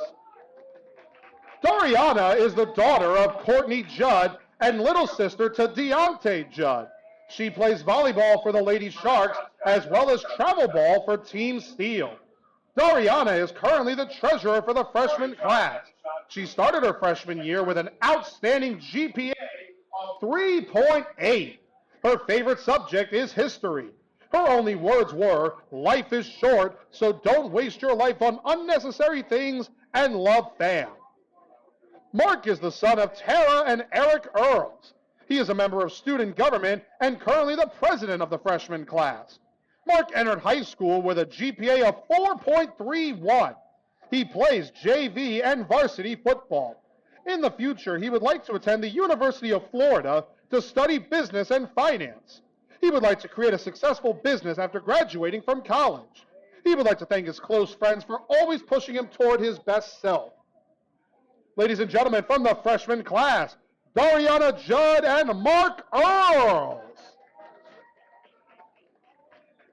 Our next homecoming court representing the sophomore class is Olivia Martinez and Vincenti Suska. Olivia is the daughter of Leah and Chris Martinez. She spends her time focusing on school as it's her main priority right now. She has highest honors and maintains straight A's. Her dream is to attend Florida State University and is passionate to get a business degree and eventually become an interior designer. When she is not focusing on academics, she enjoys volunteering in the community, traveling, and hanging out with friends. She would like to thank her family who always pushed her to be her best self and her best friends Kirsten and Adriana for showing her what real friendship is. Vincenti is the son of Lisa and Vinny Suska. Vincenti is an honor student at Nature Coast and has been enrolled in advanced placement courses. He also plays football and is on the weightlifting team. He also stated that he's a professional eater. Outside of school, Vincenti enjoys working out. His goal for the future is to go to college and then make loads of money to support his wife and 10 kids. Also representing the sophomore class, our next couple is Lillian Frazier and Gio Garcia. Lillian is the daughter of Andrea and Jeffrey Frazier. She is a straight A student and a member of the Junior Beta Club. She has won many awards over the last 6 years for her professional chalk art. After graduation, Lillian plans to attend college with the aspiration of becoming an architectural engineer. Gio is the son of Pamela and Gilberto Garcia. He is an active participant in athletics at Nature Coast through weightlifting, football, and track and field. In school, Gio has excelled academically in mathematics. After graduation, he would like to attend college to become an aerospace engineer. Outside of school, Gio enjoys hanging with his friends. Gio's family recently gained an angel when his grandmother passed away. He would like to share that he is continuing to work hard in school and athletics for her. Ladies and gentlemen, your sophomore homecoming class, Olivia Martinez, Vincenti Suska, Lillian Fraser, and Gio Garcia. Our next homecoming court couple is representing the junior class. It's Athena Brown and Jacob Maury. Athena has been playing softball for NCT since her freshman year, as well as flag football. She is a member of the National Honor Society. Athena would like the opportunity to play softball in college. In college, she would like to major in business and then open her own salon upon graduation. She wants to thank her mom and her dad for always being supportive and showing up to everything, along with Madeline D.E. Petrollo for always believing in her no matter what. She also wants to thank her friends for always having her back throughout everything and lifting her up. After high school, Jacob Maury would like to attend the Miami Culinary Institute. His dream is to travel the world as a chef. He would love to end up in Italy as his final culinary destination.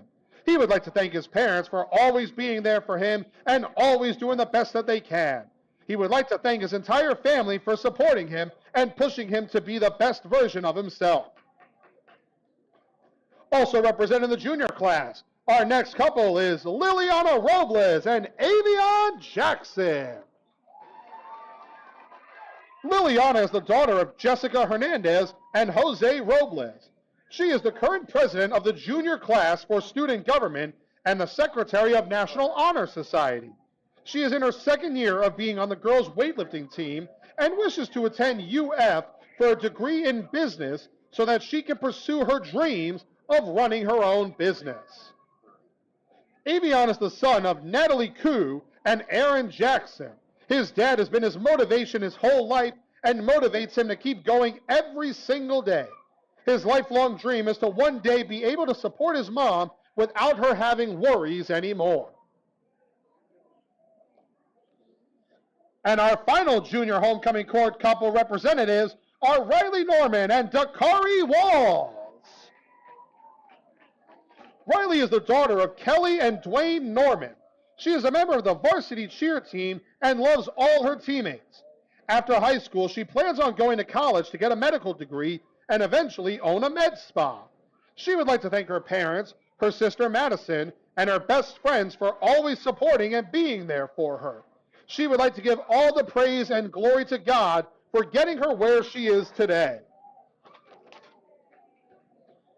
Dakari likes to consider himself a nonchalant dreadhead and has a vibrant personality. He wants to attend the University of Central Florida and become a knight. In his free time, you can usually catch him trolling people with his best buds. He'd like to give thanks to all his friends, family, and teachers who helped him become the person he is today. And he'd like to let everyone know God is good. Ladies and gentlemen, your junior homecoming corps. Our next homecoming court is representing the senior class. First up, it's Sky Verasic and Omar Zayas. Sky Verasic is the daughter of Star and John and proud big sister of Lucas. Sky is the secretary of student government for the senior class, historian of National Honor Society, a member of the Shark Impact Club, Beta Club, Stand, and plays on girls' varsity basketball team. During her time in Nature Coast, she wrote a children's book titled Beautiful You. Sky attends to play at the University of South Florida and major in communications. She aspires to be a sports broadcaster or news anchor. Sky would also like to thank her graduating class for the honor of representing them for 4 years on homecoming court.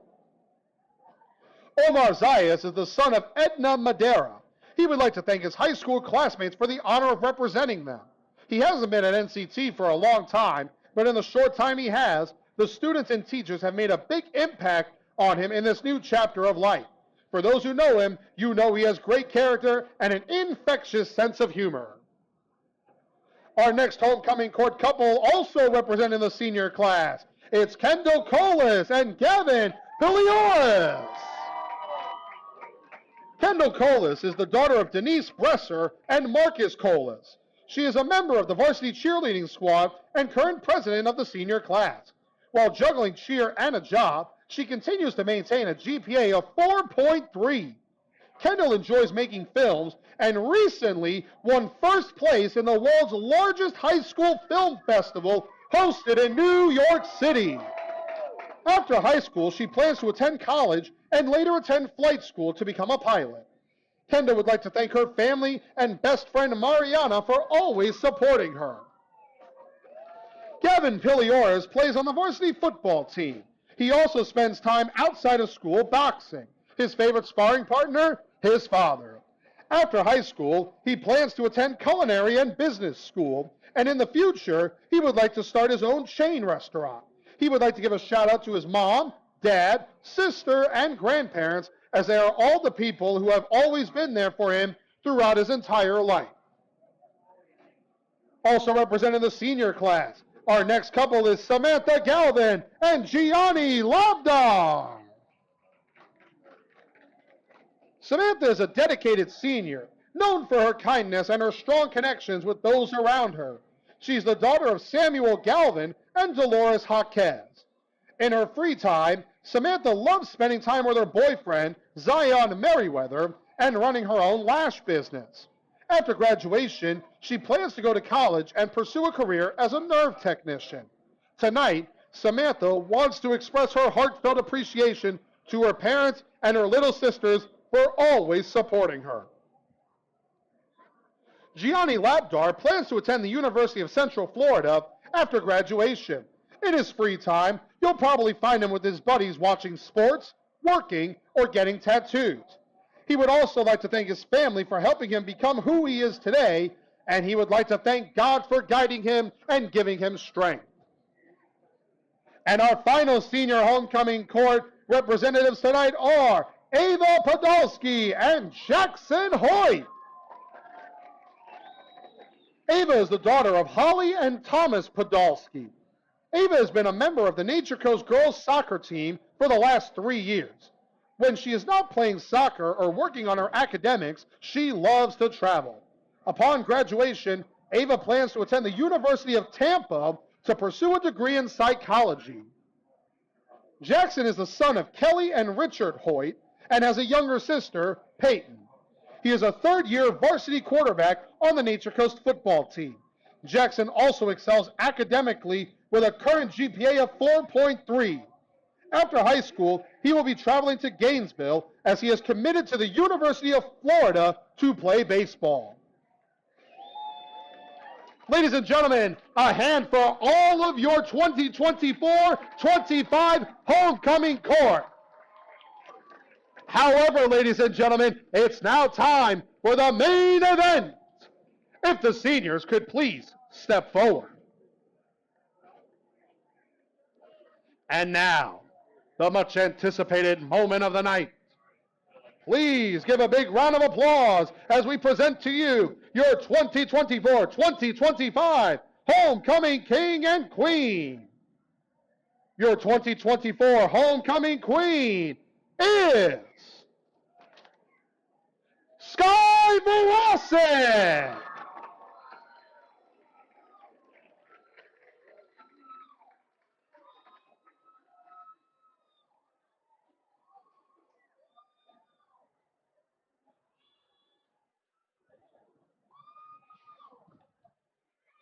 And your 2024 Homecoming King is Gianni Labdar.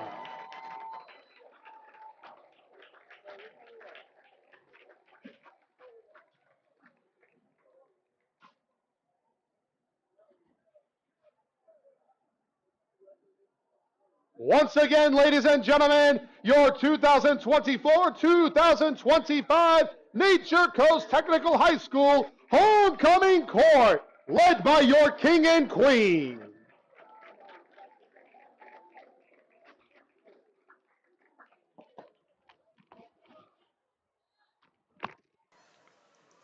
We hope you enjoyed the halftime coverage of the of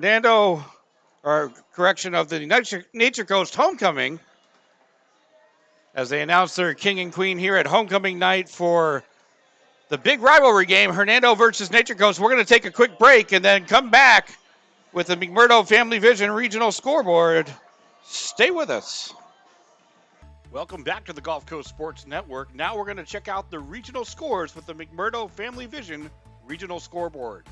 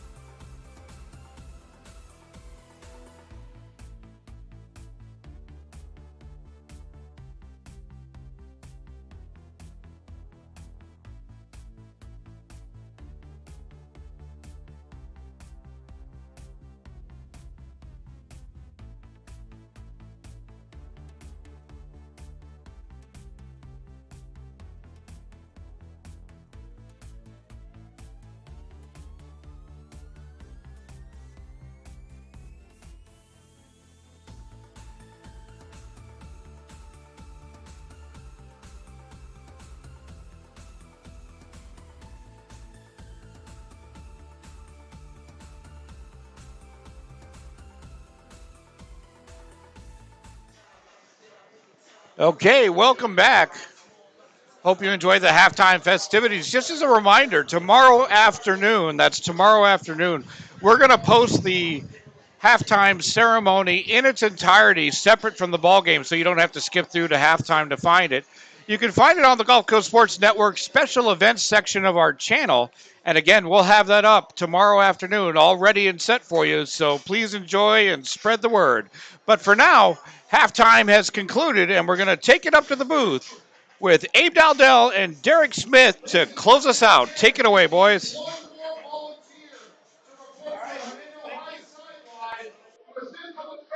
Well, all right. We got the second half of this ball game. We just watched a wonderful homecoming halftime show, and now we're at do or die time, third quarter.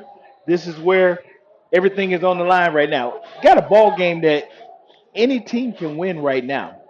You know, early on in the game, we seen where penalties can hurt. Penalties backed up the Leopards. Penalties backed up the Sharks. You know, multiple times.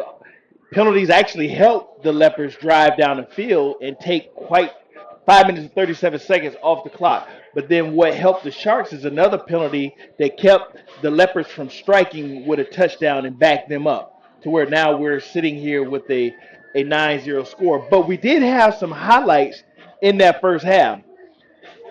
Derek, so, you know, one of my highlights that I seen that I love to see was number 11 for the Leopards, Kamani Dotson. He's a sophomore. When I look at this roster and I see he's a 2027, you know, graduate, and the plays that he's making for the Leopards, coming around the outside, picking up about 15, 20 yards on a play. He's been killing them with the out routes and then his yards after catch. And I believe every pass that was thrown to him that was able to hit his hands was money. You know, so he got some great hands, he got great vision, and he got great feet. So, you know, that's something that the Leopards could look forward to. Now, I can't take away from Saltzman. Saltzman's been doing a great job of getting the ball out there to him. Plus, Saltzman's been passing the ball around to other players as well. So now when we take it over to the Sharks side, the Sharks offense is trying to find their identity for tonight. They're trying to find something to build them up. You know, the run game is not there. They had a couple passes. Guess what? A penalty brought back a nice pass that they had, that it was the Corey Owens, that he had nothing but daylight. So we got a back and forth battle. Penalties playing a toll, but we also got to give credit to both of these teams for playing a great game, because guess what? Their defenses have been playing well as well. Yeah, it's been a good game so far. It's really going to be anybody's as we are about ready to kick off the second half. It's a nice high kick. Look like he got some daylight. He's still on his feet. But he was finally brought down by number 3 of the Leopards. That's going to be Jeremiah Brown. But we got a lot of flags coming on the field, and they're going mighty high. Yeah, they are. That was 26. Zayden McKenzie on the return. Really nice return for that young man. We're going to get these flags sorted out. I think it's going to end up being on the Leopards, and this is going to give Nature Coast great field position. Face mask. Unsportsmanlike. Two pillars against the Leopards to start this third quarter off. That's really going to help them. You know, and at the beginning of the broadcast, we talked about this is that playoff push. This is that playoff atmosphere. This is that do or die situation. And penalties like that, especially in the playoffs, you don't want to have, because it can take away and it can motivate the other team. Because guess what? They just gave them great field position. Now, unbelievable field position to start this half for the Sharks. Now, as you said, they've been able to do some things in the air, but they really need to get their running game established if they're going to be able to put some points up. But again, this is anybody's ball game. It's only 9-0. Now we're seeing Jackson Hoyt on the homecoming court for the seniors. Let's see how he motivates his team to get in the end zone. First down and 10. They line up in the twins. Hoyt drops back, rolls to the left. Another flag thrown on the play. Hoyt decided to keep it. Picks up 6-7 yards before he ran out of bounds. Jackson Hoyt on the keeper. Flag. In the backfield, presumably holding. So again, it comes down to discipline, right? Are you going to be disciplined here? Are you going to be able to play the rest of the game with no penalties? Or is this going to be a flat, blatant half? And those penalties are costly because it backs you up and it changes your game plan of what you're trying to do and establish. It looks like a hold and a face mask against Nature Coast. So that great field position to start, really starting to push him back. So it's a give and take. They gave a few penalties. Nature Coast took the yards. Now Nature Coast get a few penalties, and the Leopards take the yards. Yeah, it's first and a mile. Okay, we've got 2 cameras back up now. We're good to go. 2 cameras back up. Hand off to number 7. He's immediately wrapped up in the backfield by number 48. That's going to be Mason Pollard. We done called his name multiple times tonight. He was running the ball on offense, and now on defense, he's trying to shut down anything the Sharks try to run. Check out his Careway instant replay. Yeah, great penetration by Paloy.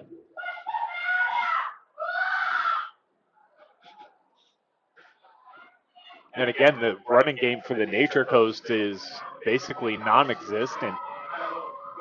I wouldn't be surprised to see him try some screens, some short slants, something just to get the ball in their playmakers' hands. Hand off to Gaynor. Picks up some yards, still moving downfield. Picked up about 15 yards on that play. Get some notes to the original line of scrimmage. This is going to make a 3rd and manageable compared to where they started on first down. And that was a nice run by Gaynor. We really haven't seen him run the ball too much tonight, but he has some explosiveness once he touched that ball. Yeah, and some size too.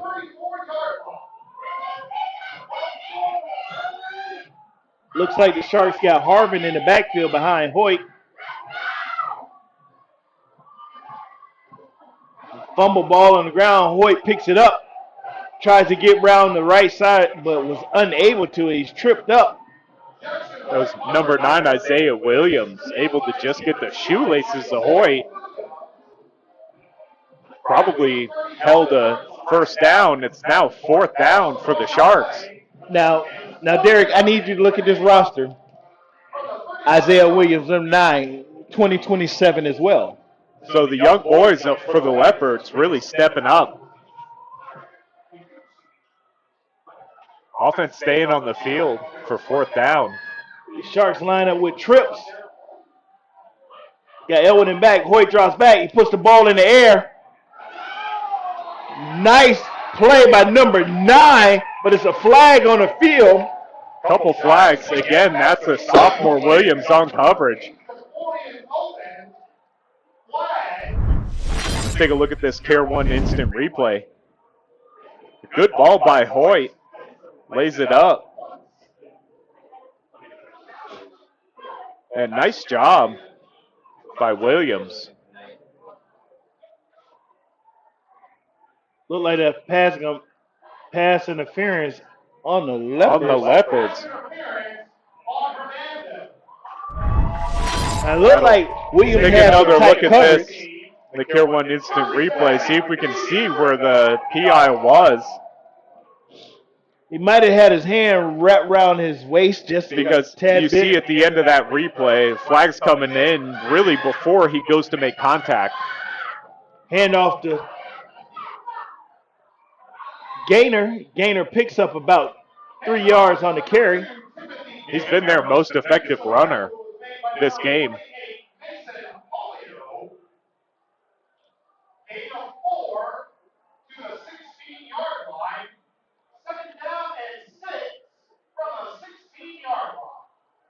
So penalties again playing a huge part in this game. Started with the field position, and then the backup with the Sharks, and now the pass interference gets them in fresh set of downs, 2nd and 6. Gainer takes the direct snap, goes straight up the middle. He's trying to bounce off. Looks like he was able to pick up the first down. It's going to depend on the spot of the referees. Yeah, that's pretty close to that first down marker.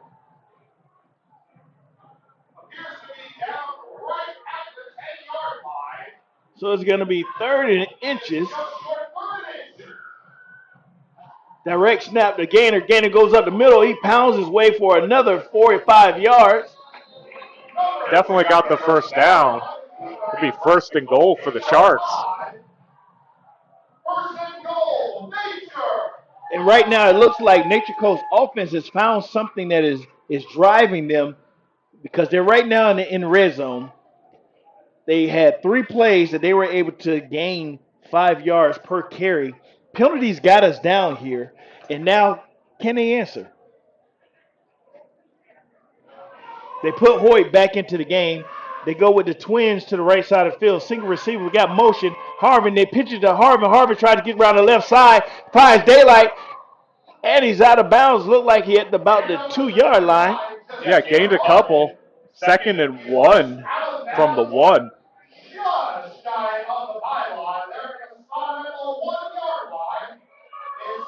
So they came back, made some adjustments on offense, and they've been able to move the ball effectively to start this second half. So now they put their jumbo package back in. This is where they got number 7 direct snap to L.J. Elwin. He tried to pound his way, but he was met. But we were also met with a couple flags on that play. Yeah, both sides came flying in as soon as the ball was snapped. Look like somebody's down for the Leopards, and they're waving them in. On the Leopards. We're going to take a quick commercial break. We'll be right back after this. One of the reasons we've been so successful at Divinity Med Spa is because we understand what people are looking for. They want to look rested, refreshed, good for their age. We can accomplish this by treatments such as Botox, filler, lasers, and an array of facials, all by a team of trusted experts. This is Divinity, Hernando County's only locally owned and operated med spa. Come see us. We can't wait to meet you.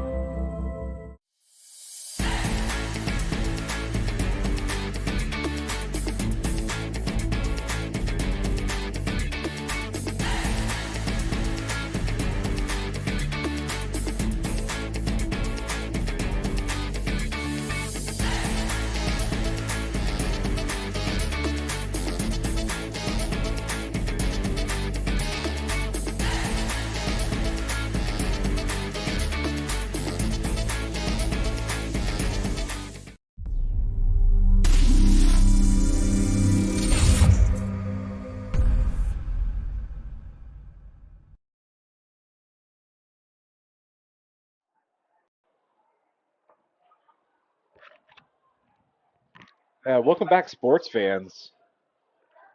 We do have still an injured Leopard on the field. Look like they're getting him up. Yeah, it looks like he's on his feet now. They're going to escort him over to the sideline. Looks like that's number 69, Grayson Volberg, senior. Big part of this offensive and defensive line for the Leopards.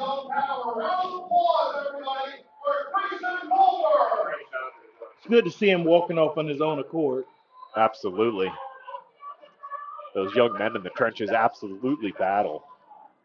Now, I know they threw flags on the play, but they never said what the flags were for. It was encroachment on the Leopards. So you get half the distance to the goal. It's about 8 inches. Direct snap to L.J. Elwin. Looks like he's in the end zone for a touchdown. Yeah, nothing fancy there. They just direct snapped it. And number 7, Carlon Arnold. Here's a Care One instant replay again.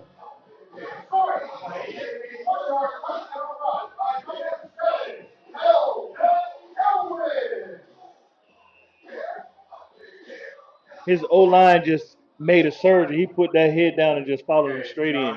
Absolutely. Knew he only had a couple inches he had to get.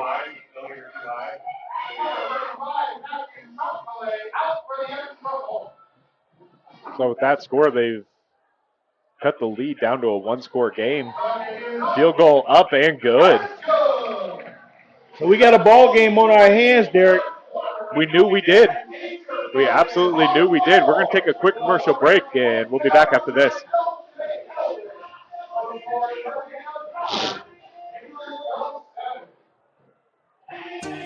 Have you Schuster Pest Control serving the Nature Coast 83 and are excellent in lawn? McCall at 352-683-4003 to schedule your appointment. Remember, when it comes to lawn treatments, the grass is always greener at Ron Schuster Pest Control. And welcome back, sports fans. 7-9 ball game. 7:26 left in the third quarter.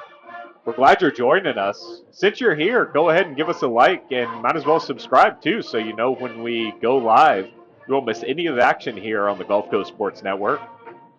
In addition to football, we also carry high school baseball and softball. So be sure to check in with us in the spring season. Look like the ball's going to go out of bounds, which would give the Leopards good field position. Yeah, that'll net good position for the Leopards. And you can feel Nature Coast trying to pull some of that momentum back. Now, are the Leopards going to be able to answer what just happened? Gave the Sharks great field position after that kickoff return. Then we had a few penalties which drove the Sharks down the field. Then we had some great runs by Tim Gaynor. Gaynor had some nice runs. They tried to get Harvin in the mix as well. And then Hoyt utilized his legs. And then we had a few more penalties. And then to cap it off, you had LJ Elwin to punch it in. So you had a great series for the Sharks. They found a little momentum. Penalties from both sides, but they still was able to establish the run, which they hadn't established in the first half. They had to be able to do that, and it was good to see them make adjustments at halftime and come back and not get away from running the ball. We all know what Hoyt can do with his arm, but he can't do it effectively if they can't run the ball.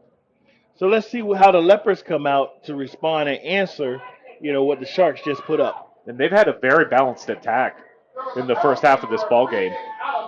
They haven't really asked Saltzman to do too much. He's been able to get it in the hands of his playmakers. Sansone and Brown and Dotson, really. From their own 20-yard line. Saltzman hands off to Brown. Brown trying to find a little room. Picks up about 1.5 yards, 2 yards on the play. And off goes to number 3, Jeremiah Brown. Tackle was made by number 55, Joey Newton. To bring up 2nd and 8 for the Leopards. Yeah, Nature Coast was able to take about 5.5 minutes off the clock, too, on that drive.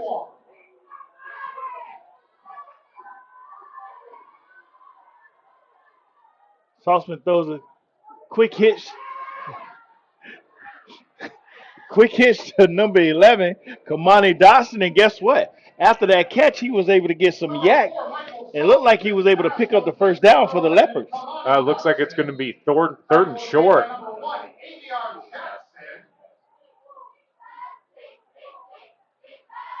So looking at what they're trying to do with the spot, you got the yard marker saying first down. Now the chains are starting to move. Okay. So he was able to pick up that first down. That first down.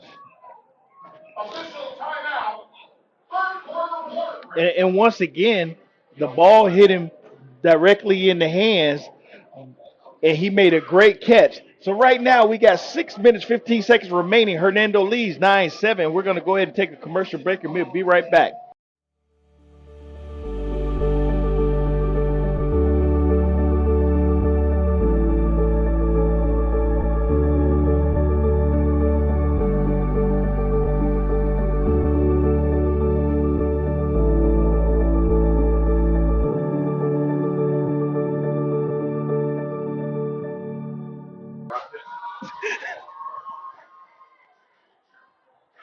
We're back. We got 1st and 10 for the Leopards.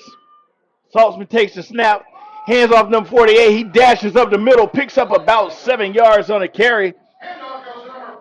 That's number 48. Mason Palia, he is doing his thing on offense and defense as well. Both sides of the ball, he's contributing to this Leopards team. Just keep a steady stream of backs there behind Saltzman. Handoff again. Big break on the right side. And that was by number 2, Sansong, which we already say he was averaging 4 or 5 yards a carry. This time he picks up about 10, 15 yards on the play. Yeah, that's just going to keep adding to his stats for this ball game. He's probably been their most effective runner out of the backfield this ball game. And when you have a back like that, you want to feed him, but once again, they've taken him out of the game, and now we got the Leopards going into that twin set again. Jeremiah Brown in the back, quick handoff, flags on the play.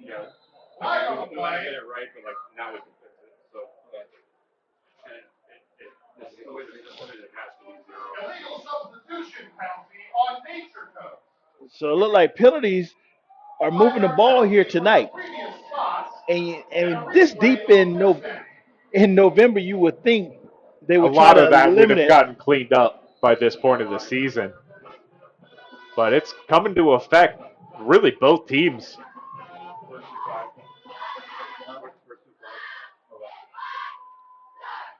Saltzman hands off.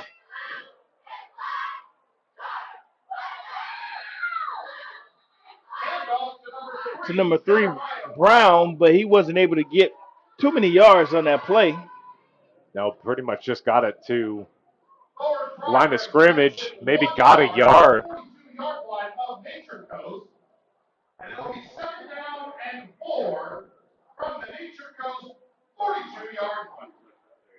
It'll be 2nd and 4.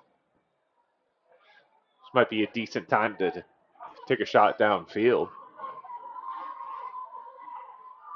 Quick handoff to Sansong.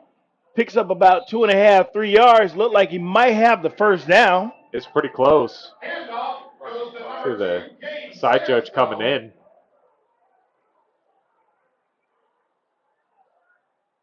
Ball is spotted right at the line of the game. He got first down. Once again, Sansong has come in and ran for a good hard 4 yards on that play. Not asking to do too much either. 4 yards a carry, right up the middle. Hand off to number 48. He picks up about 4 yards on the carry. Yeah, their offensive line has been able to get really good penetration, allowing these running backs to get positive yards and staying in front of the chains, 2nd and 5. And the Leopards have just got a steady drive. They're in no rush. They're just trying to answer what the Sharks just did. They're just letting the clock run as Hands well. off to Sansong. He's dancing to the outside, still moving on his feet. Flags on the play. Looked like he picked up about 4 yards on that carry.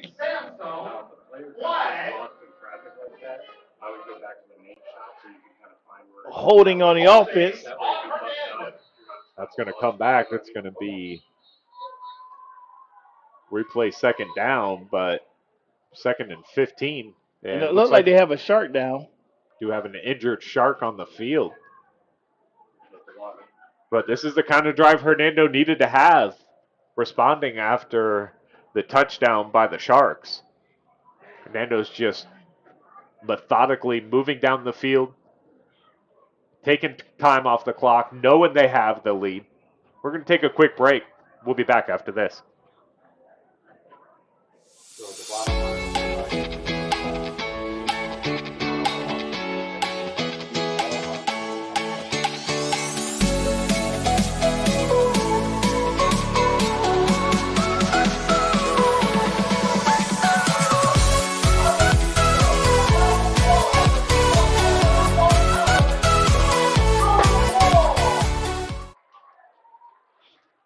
The injured Shark walking off the field under his own accord is number 50, Tyler Deso. He's done a lot for the Sharks, both offense and defense. It'll be 2nd down and 15 from the Nature Coast 43-yard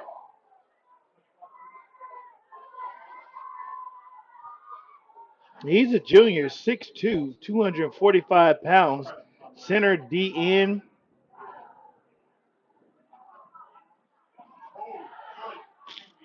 Saltzman taking around the right side with some authority.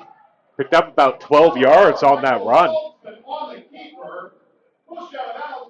Let's take a look at the Care 1 instant replay.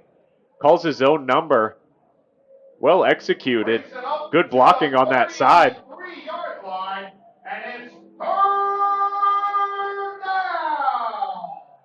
That'll make it 3rd and 5. A lot more manageable than that 2nd and 15. Well, they got Sandstone in the backfield. They just need his 5, and they can move the chains again. Quick pitch to Sandstone. Sandstone finds daylight, makes a move, still on his feet, brought down at the 12-yard line. Looks like he picked up that 5 yards. Maybe a little more, maybe 2 or 3 times that. Let's check out the Care 1 instant replay on this run. Again, delayed pitch. Great blocking, finds his seam, and then just speed and power for the rest of it. And we've been saying Sandstone has been that workhorse for them, even though he may do one play and go out, one play go out. But every time he gets in, he is getting positive yards. So right now, let's go ahead and take a quick break and go to the McMurdo Family Vision Regional Scoreboard.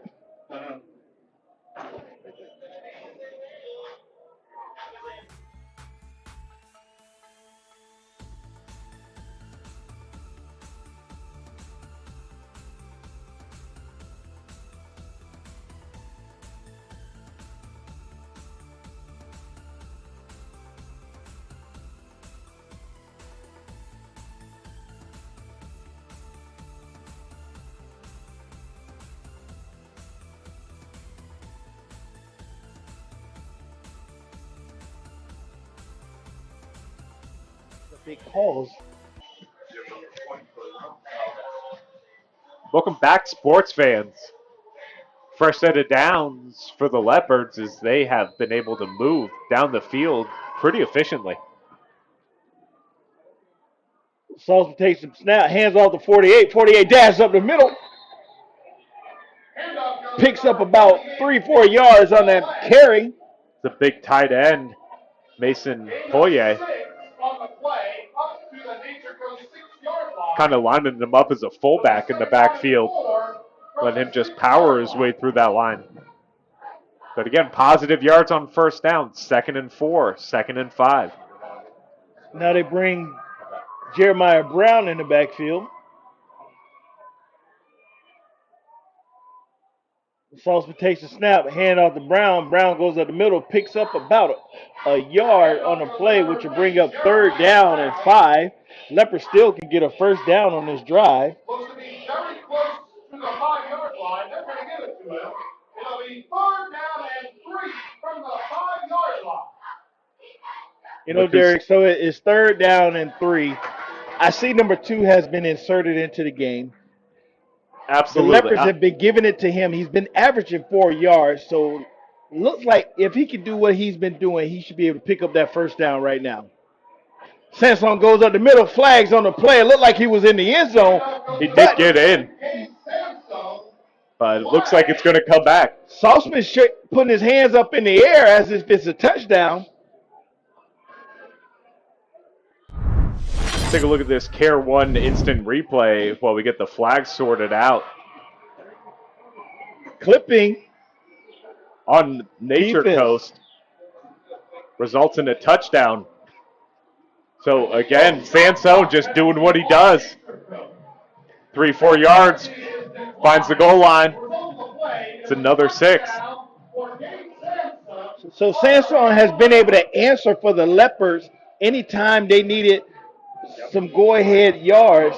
They were able to give the ball to him, and he was able to go ahead and get that. And then now he's able to cap it off, with the touchdown. Now the Leopards have driven downfield and answered the Sharks' touchdown. That's exactly what they needed to do, and there's only 2:30 left in this third quarter. They got the ball with 7.5 minutes, so not only were they able to put points up and respond, but they were able to milk a fair amount off the clock.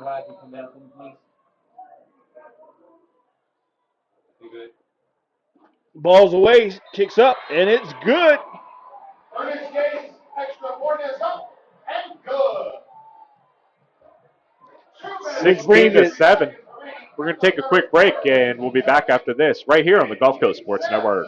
For the past 5 years, I haven't ran because I just believed that my body was on the decline, that the pain that I was experiencing was not tolerable enough for me to go out and run. And the day that he adjusted me, I felt that relief, and I felt like I could actually put on my cleats again. The other ones are getting 2 and 3. Welcome back, sports fans. You know, I'd like to thank each and every one of you for joining us on this great Friday Night Lights right here at the Shark Tanks, Brooksville, Florida. We got the Leopards up 16, your Nature Coast Sharks 7. 2 minutes, 29 seconds remaining in the third quarter on this homecoming night. Nature Coast theme is Hollywood Nights. You know, Derek, we really haven't mentioned much, but at the end of the game, I believe we're going to do something. What do we do at the end of the game? Do we choose somebody or something? What is that? Yeah. It's the Glory Days Player of the Game. Oh, yeah. What do they receive? Not only do they get a very fashionable shirt provided by the Gulf Coast Sports Network. Okay. They also get a gift certificate to be used at the Glory Days in Brooksville. So you know everybody on the field's trying to fight for that. I'm trying to fight for it too. Yeah. Nice high kick. Oh, it drops and hit the ball. He was able to pick it up. The Leopards are there meeting him.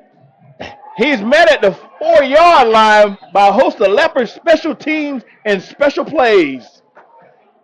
This, again, is going to be a long field for Nature Coast.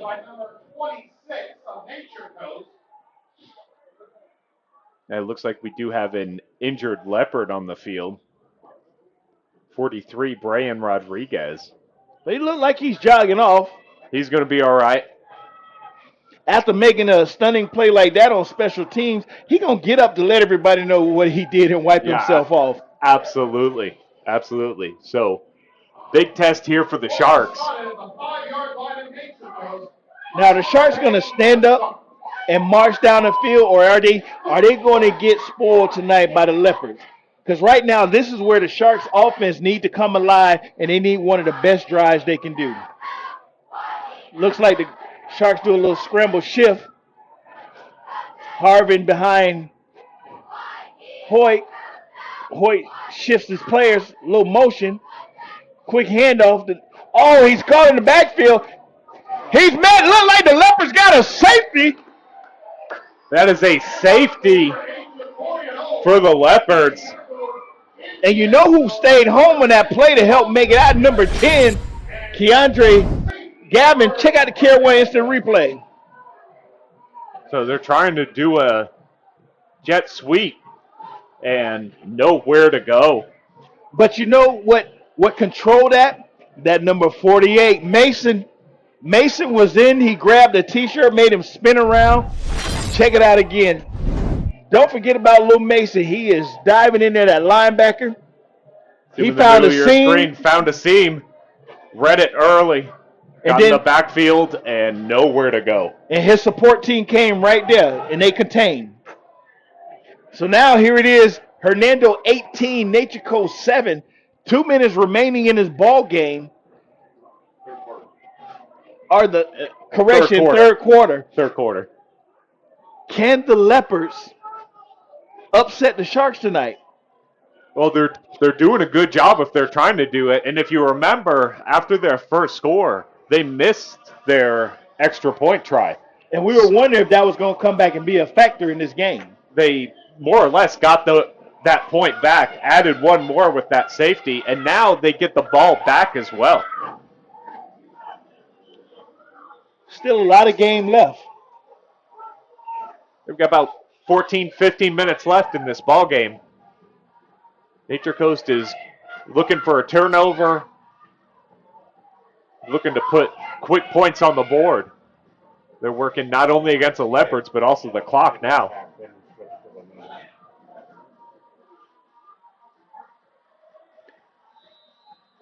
Looks like number 35 came in to kick, Matthew Chankale.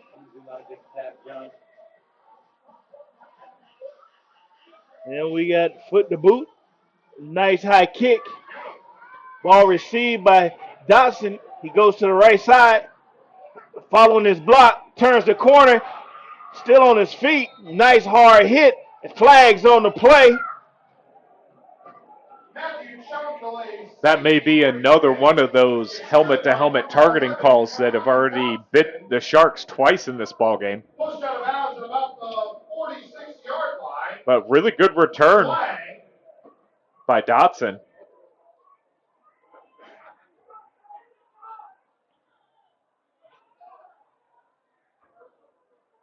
And it is. It's exactly what it is. Targeting helmet to helmet. That's a 15-yard penalty. This will net great field position for the Leopards as they are trying to extend their lead in this ballgame. And I'm not sure what's happening right now, but is Dotson trying to tell us he is the future for Leopards football? Because tonight has been Dotson on special teams, on offense.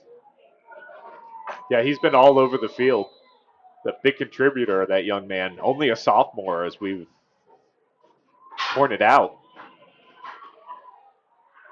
Saltzman keeps it, runs to the right side. Was only able to get back to the line of scrimmage. Looked like that play kind of fell apart on him. You know, and right now, it's still third quarter. You got plenty of time. Just be patient and drive the ball down the field. Don't try to create anything. Just play what you've been playing because your offense has been moving the ball successfully. Absolutely. And Sansone in the backfield gets the ball hit in the back. Maybe dives forward for about a yard. And that was the first time that he's actually, did not get over 4 yards. So, effective penetration by the Sharks. Bottling up the lead rusher this evening for the Leopards. But the Leopards still moving at their own pace and steady eating up this clock. As they should be doing, Saltzman really. drops back. He moves away. Saltzman sees some daylight to the left side of the field. Saltzman got a foot race going on. Saltzman looks to turn around and he gets hit out of bounds. Saving tackle by the Sharks, number 3, Trenton Montgomery, because Saltzman seen daylight. He saw the end zone on that play. Check out this Care One instant replay. Yeah, it was a touchdown saving tackle. Looking to the right, nobody coming in. Sees daylight on the left. Turns on the jets. Gets about 25 yards. Finally brought down. So, fresh set of downs. It's like first and goal from the 8. Looked like Saltzman was using the self-checkout line on that one, trying to get into that end zone. That's right. Quick pitch to Brown. Brown gets about 2 yards to the right side of the line. They're just happy to let this clock keep running. He gains 2 yards up to the 7-yard line. And they're going to take this into the fourth quarter.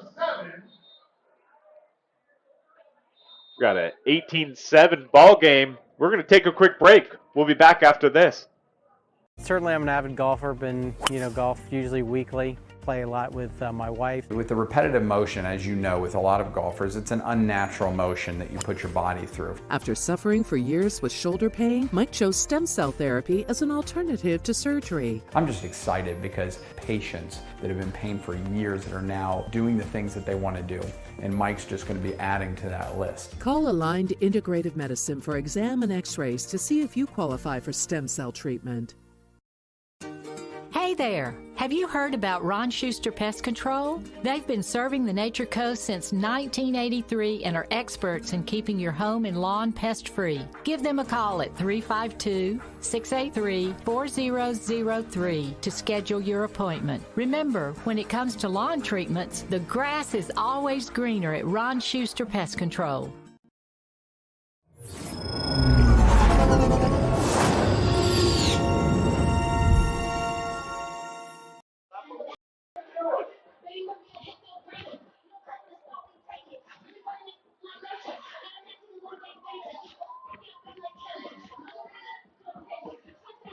Welcome back, sports fans. We move into the fourth quarter. 18-7, Hernando over Nature Coast, trying to spoil their homecoming night. And they are knocking on the door again. Be second and goal for the Leopards. Really trying to extend their lead at this point. Look like they have Jeremiah Brown in the backfield. Great job, boys. Single receiver to the right is going to be number 17, Nate Blomberg. Saltzman takes out, quick pitch to Brown. Brown around the left side, cuts up the middle, picks up another yard and a half. It's going to bring up third down. Handoff goes to number 3, Jeremiah Brown. That'll be third and goal. Got maybe a yard. At the 7-yard line, they're going to give Here up comes 1 Sansone yard. checking back into the ball game. Third down. Just keep feeding that young man. He's seeing the ball well tonight. What kind of sandwiches you got? I'm going to pass just because I've already ate. But Saltzman puts the ball in the air. Pass was intended to number 5, Sam Jackson. pass incomplete. Intended target was number Good 5, coverage over there, Sam Avion Jackson. Number 1, Avion Jackson. Out in coverage for the Looks like the Sharks. Leopards going to attempt for a field goal. The Leopard special teams have been doing very well, making up for that first missed extra point. Yeah, they've been pretty crisp since that. And that was a blocked extra point by the Sharks. Still may end up. It's 25-yard field goal. Ball's away. Up in the air, short kick, and it falls short. And another flag on the play. I think somebody maybe got a hand on that. Hey,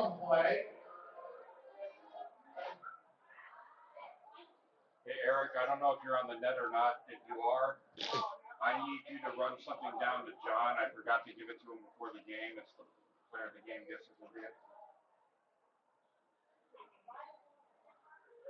See what this call ends up being. And it's a big call right now. Big call. Yeah, John, stay with the rest. Unsportsmanlike against the Sharks. It's first down. Again, penalties coming back, hurting both teams.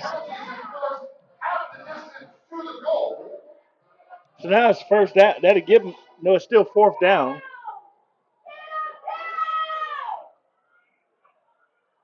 So they'll still attempt for the field goal, trying to put points on the board.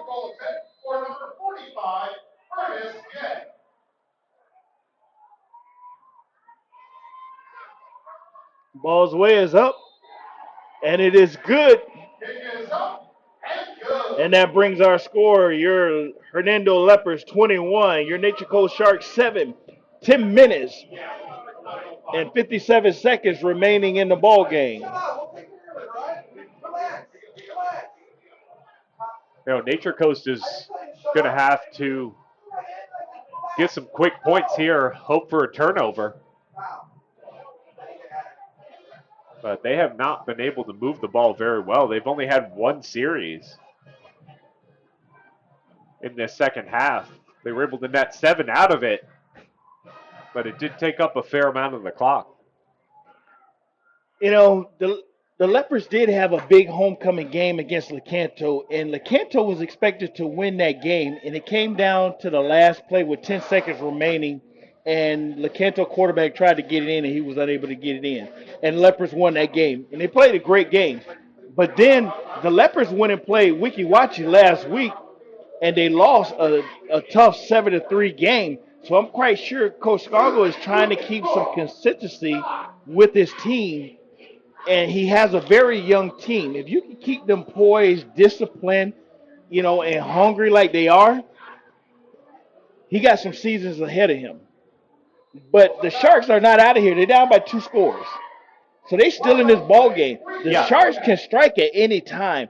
Jackson Hoyt has an arm. They also have a great receiver in Ja'Cory Owens. Once they start utilizing that, plus they still have Harbin that can make a big play as well. So they have playmakers. And then don't forget Gaynor and Elwin. They still have big playmakers. Right now, the Sharks did lose a lot with their offensive line this season, but they need to get in these guys' ears and say, hey, this homecoming, this our home field. Some of these seniors, we want to go out with a victory. And right now, if you got any push or any heart, this is where it needs to come out on this drive right here. Yeah, this is going to be huge for them if they can get down the field, pop one in the end zone. Their defense has to step up too. And defense can have the opportunity. Oh, there's go a bomb in the air. Looked like a flag on a play. Looked like the pass was intended to number 26 for the Sharks. That's going to be Zayden McKenzie. Let's take a look at this Care 1 instant replay. So trying to take a deep shot. Pass interference on Hernando. Looks like everybody got twisted around. A lot of contact. That ball in the air. First down, Nature. This will put the ball right at midfield. Fresh set of downs. And like I said, the Sharks can strike at any time. So this game is not over by far. No, they do have a lot of skill, which we talked about the onset of this game. So the skill position players for Nature Coast matched up very nicely. Hoyt gets out of there. He finds a man, try to get it to number 9. That's going to be Harbin, but then it almost got tipped up. That tip drill almost came into effect for the Leopards defense. Check out this Care 1 instant replay. Yeah, ball over the middle. Got 13 coming off the edge. Great block in the backfield. Hoyt finds his man, kind of misses him. Really lucky that ball didn't get picked off.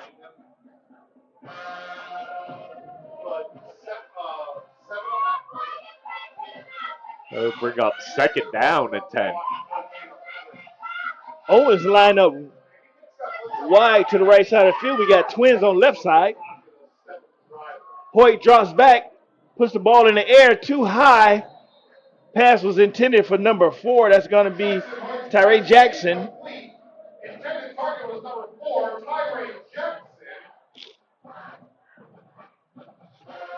It's going to bring up a third down. And like I say, this is a tough situation for the Sharks because they need to get the chains moving. They need to get this first down, and they need to get into the end zone. And they need to do it quickly, too, because there's only 10:40 left in this ball game. And they've only been able to put 7 up, and they have not been able to move the ball very well without the penalties on this Leopards defense. It's a big 3rd and 10 here for the Sharks. They got 51 yards on the ground, 22 in the air. Pass in and out of the hands of number 26.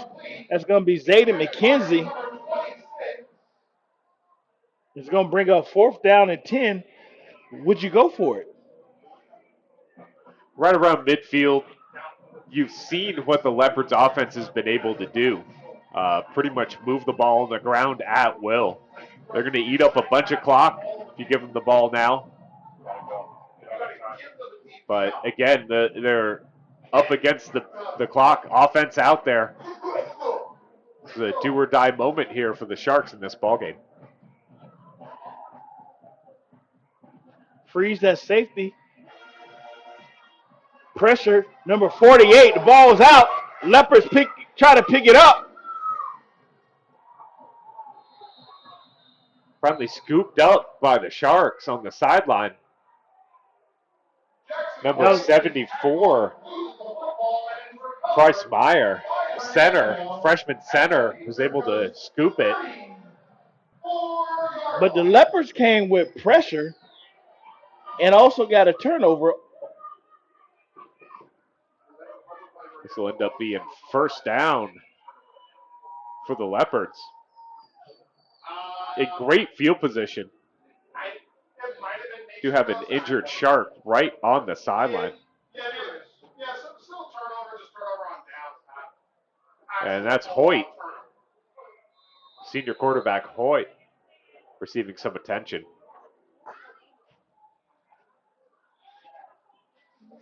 Saltzman draws back. Throws the ball in the air. It was intended for number 14, but he wasn't able to hang on to the ball. That's number 14, Creek Nelson. Take a look at the Care One instant replay. I'm really surprised they put the ball in Saltzman's hand. And that was a dangerous play. Dangerous throw for Saltzman, middle of the field, lobbed in there like that. But ended up not to hurt him. It's just 2nd and 10. Sandstone in the backfield.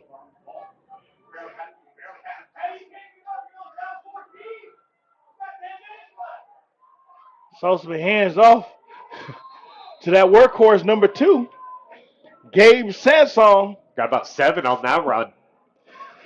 If he got 7, he made up for them last 2 where he got lost. Absolutely. We're going to average it out. Care One instant replay.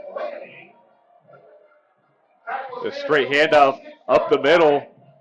Great job by this Leopard offensive line, getting a hat on a hat, giving nice holes for these runners to run through. Sandstone out. It looks like Brown's in. Hand off to Brown. He goes up. He pushing his way. Looked like he picked up about a yard or 2 before he met by the Leopard. Correction, met by the Sharks.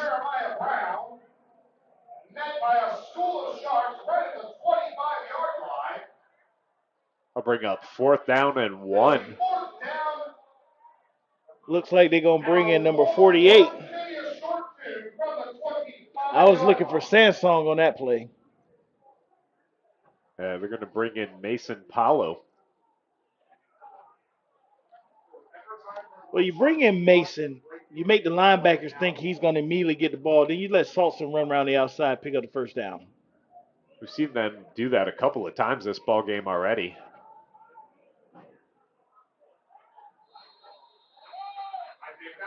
Now, was the Sharks able to hold right here?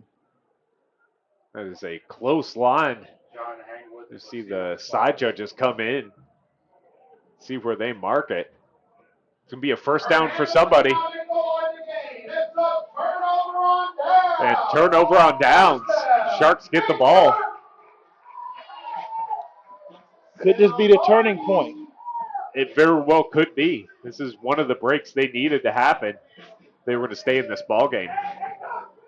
Now they can't go 3 and out. They're going to have to move the ball down the field. And with only 8:50 left, they're going to have to do it with some expediency. And see, this is where Jackson Hoyt got to take control of his offense. He got to get these guys and let them know they still have a chance to win this game and motivate them.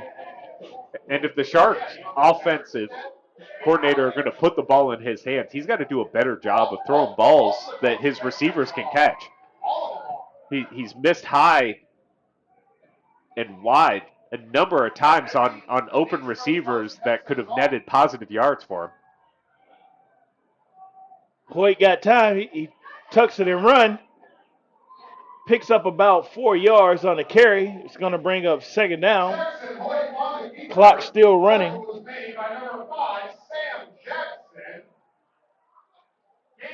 Right now, the Sharks need to be in somewhat of a 2-minute drill. They need to be moving this ball, trying to go quickly, get into the line, because time is going to be their worst enemy.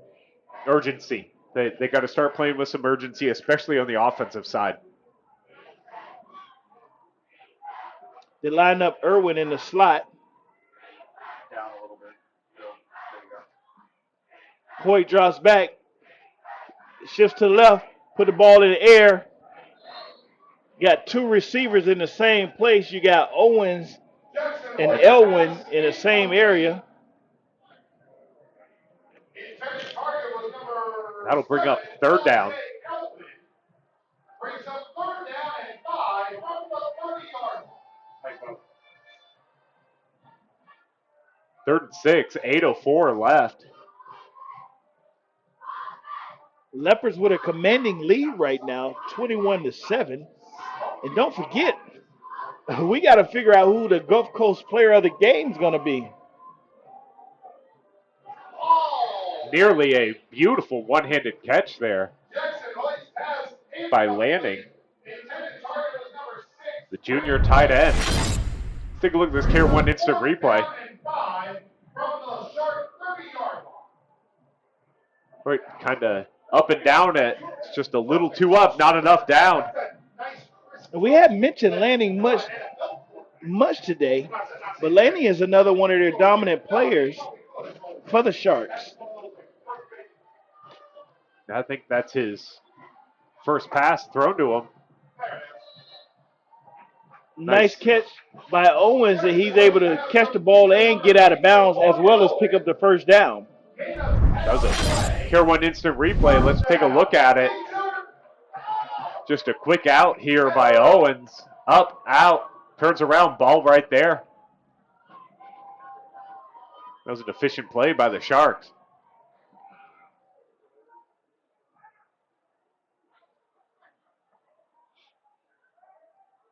Oh, fresh set of downs.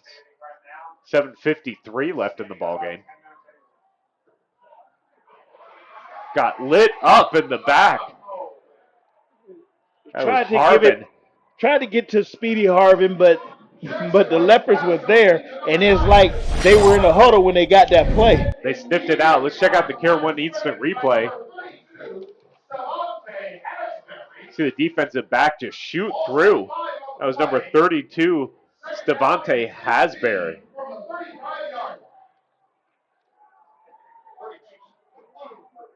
Five tackles for loss this game by Hernando. 1 sack. So they've been living in the backfield this ball game. It's really that offensive line and defensive line for Hernando that has been one of the differences here. Some more flags on the field. Great pressure by number 77, Evan Richards, on Hoyt. Made him hurry that pass up a little bit. Intended for number 8, Owens. Richardson been in the backfield all night giving pressure. He may not make the tackle or get to the quarterback in time, but he's making that push, and he's letting his other players make plays around him. Definitely making his presence known. Pass interference on Hernando. 15-yard penalty. First down. It's a 15-yard pass interference penalty by the Leopards. Keeps this drive alive for the Sharks. It looked like Hoyt's trying to make connection with Owens. Hoyt makes a nice dodge. He's still on his feet, still moving. Picks up a yard and a half, but that pressure of the Leopards is getting him out of that backfield quickly. Again, they're just living in the backfield. That was number 10, Gavin, on the tackle.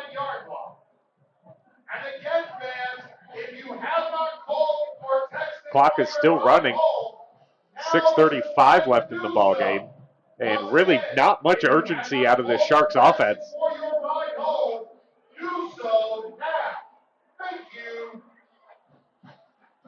Got number 6, Nick King on Owens. Hoyt puts the ball. Lanning makes a nice catch. Looks like the Sharks get a first down. Yeah, that was a nice passing catch there by the Sharks. Take a look at the Care 1 instant replay on that. Going, work in the middle of the field. Hoyt finds him, puts it in his chest. Upfield, gets a couple more. Yeah, this is a nice looking drive by the Sharks. Looks like Hoyt's kind of settled down a little bit too.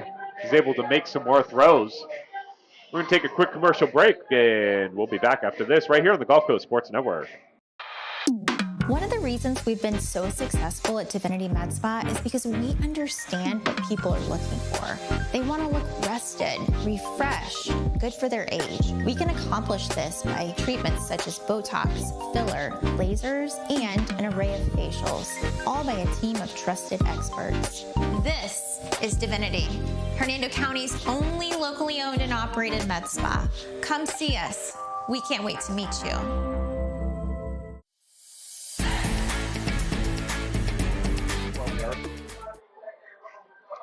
You know, you mentioned landing that last play with that nice catch. Looking at the Florida Athletic Coaches Association, he was the junior tight end on the district all team. Yeah, you can see how working the middle of the field nicely, good hands, got the ball turned upfield.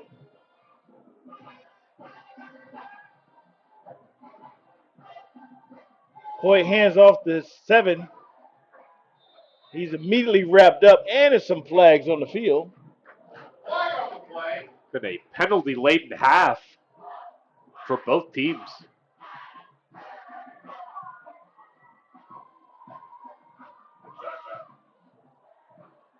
Hey, Bill, get the Hernando cheerleaders. You know what we see here? We can see the Leopards are really rocking over there, trying to encourage their defense to stand up, because this penalty just marched the Sharks down the field, and they're in the red zone. A couple of good plays by the Sharks, but a couple of really costly penalties by the Leopards have brought the Sharks into the red zone. Trying to get in the end zone. 5:44 left, down by 2 touchdowns. Hoyt rolls to his left, puts the ball in the air, tries to get it to Owens. Just a little short. Bring up second down.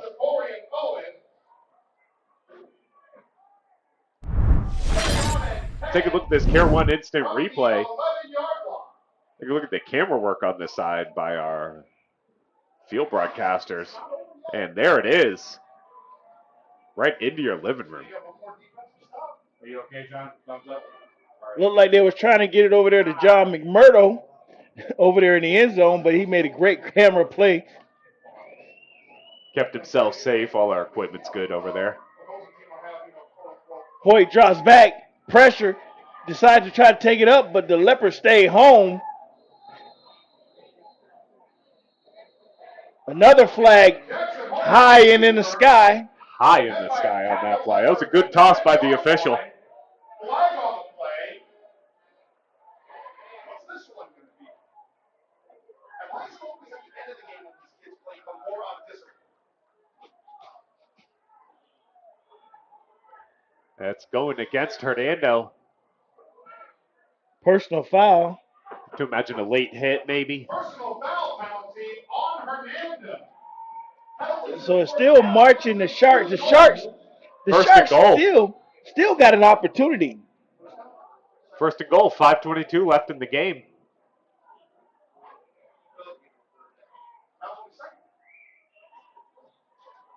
Oh, I'm sorry. 3rd and 10. Look like direct snap, and now it's flags on the play. Flag on the play. Full start on Natrico. So Penalty is enforced 5 yards from the previous spot. So a 5-yard penalty. Back them up a little bit. Make it 3rd and about 8. So this fourth quarter has become a flag day, because apparently on both sides of the ball we're getting multiple flags thrown.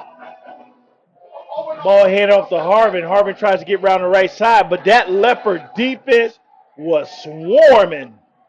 That was number 7, Carlin Arnold, on the tackle. Let's take a look at the Care 1 instant replay. You got a direct snap to Harvin, trying to go to the right. And Arnold there rips him out of bounds. Now, Derek, I hate to say this, but I'm looking at his graduating year, 2027. And we got 6 tackles for loss for Hernando now. So that's another sophomore making an outstanding play for the Leopards. This Leopard is full of young talent, young, hungry talent that is making an impact now. Correct. Right now, today. And they're flying to the ball, whether they're catching it, running it, or flying to it on defense, or making big plays like we've seen them play downfield, even though it was a flag called on the play on that number 9, Isaiah Williams, when he had a great defensive play and pass breakup. Absolutely. No, this Leopards team's young. They got to be happy for the future up there at Hernando. And I'm quite sure Coach Scargill's smiling because he sees something, because these guys should be playing on JV, but they're here playing on Friday night in a grudge match, homecoming, trying to be the spoilers. Making an impact, making a big impact, these young men. We got 4th and about 12. Hoyt rolls to his left. He reverses. He's looking. Puts the ball in the air. Intercepted by number 2, Gabe Sansong. Yeah. And more flags on the play.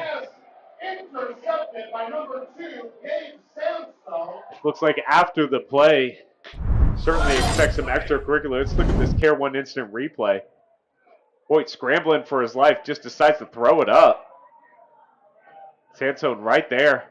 Hey, great job on that, John. It was a perfect shot. After the play was over, offsetting personal fouls on Hernando and Nature Coast. Gabe Sansong made a great interception, but I got to give props out to John McMurdo on that field camera because he gave a great shot of that interception. I mean, he has been on point all night. Yeah, Hernando's defense came to play. Really limited these Sharks offensively. Haven't been able to get much going short of the penalty yards.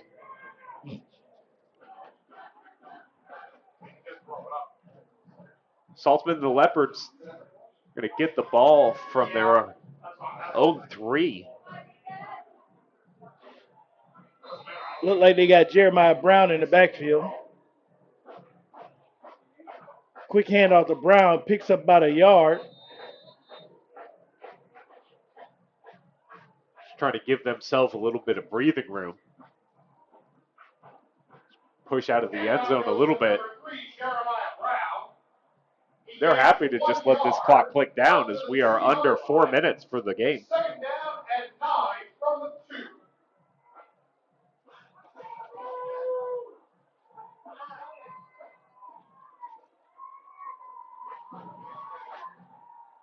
Saltzman gets a snap, he keeps it himself. Moving his legs, going up the middle. Referee's got to get in there quickly with that whistle. Good run by Saltzman. Looks like he got about 4 or 5.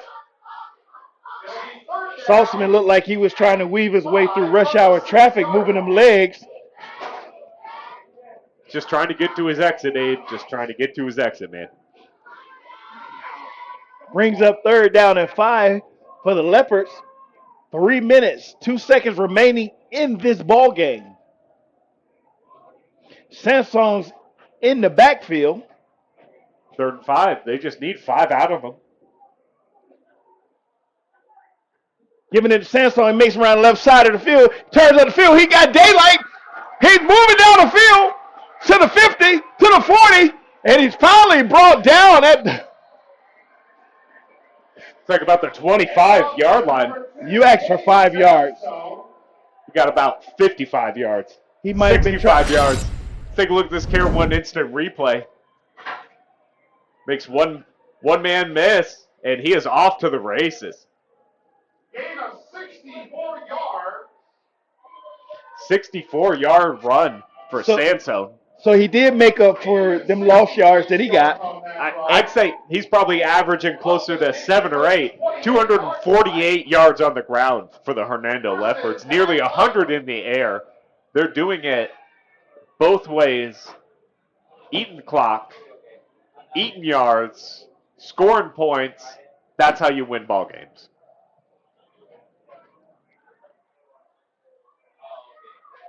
First and 10, deep in the Sharks' half. Look like handoff to number, is that 48? Yeah, Mason Powell. He's been running hard as well as playing defense tonight. Yeah, he's been all over the field.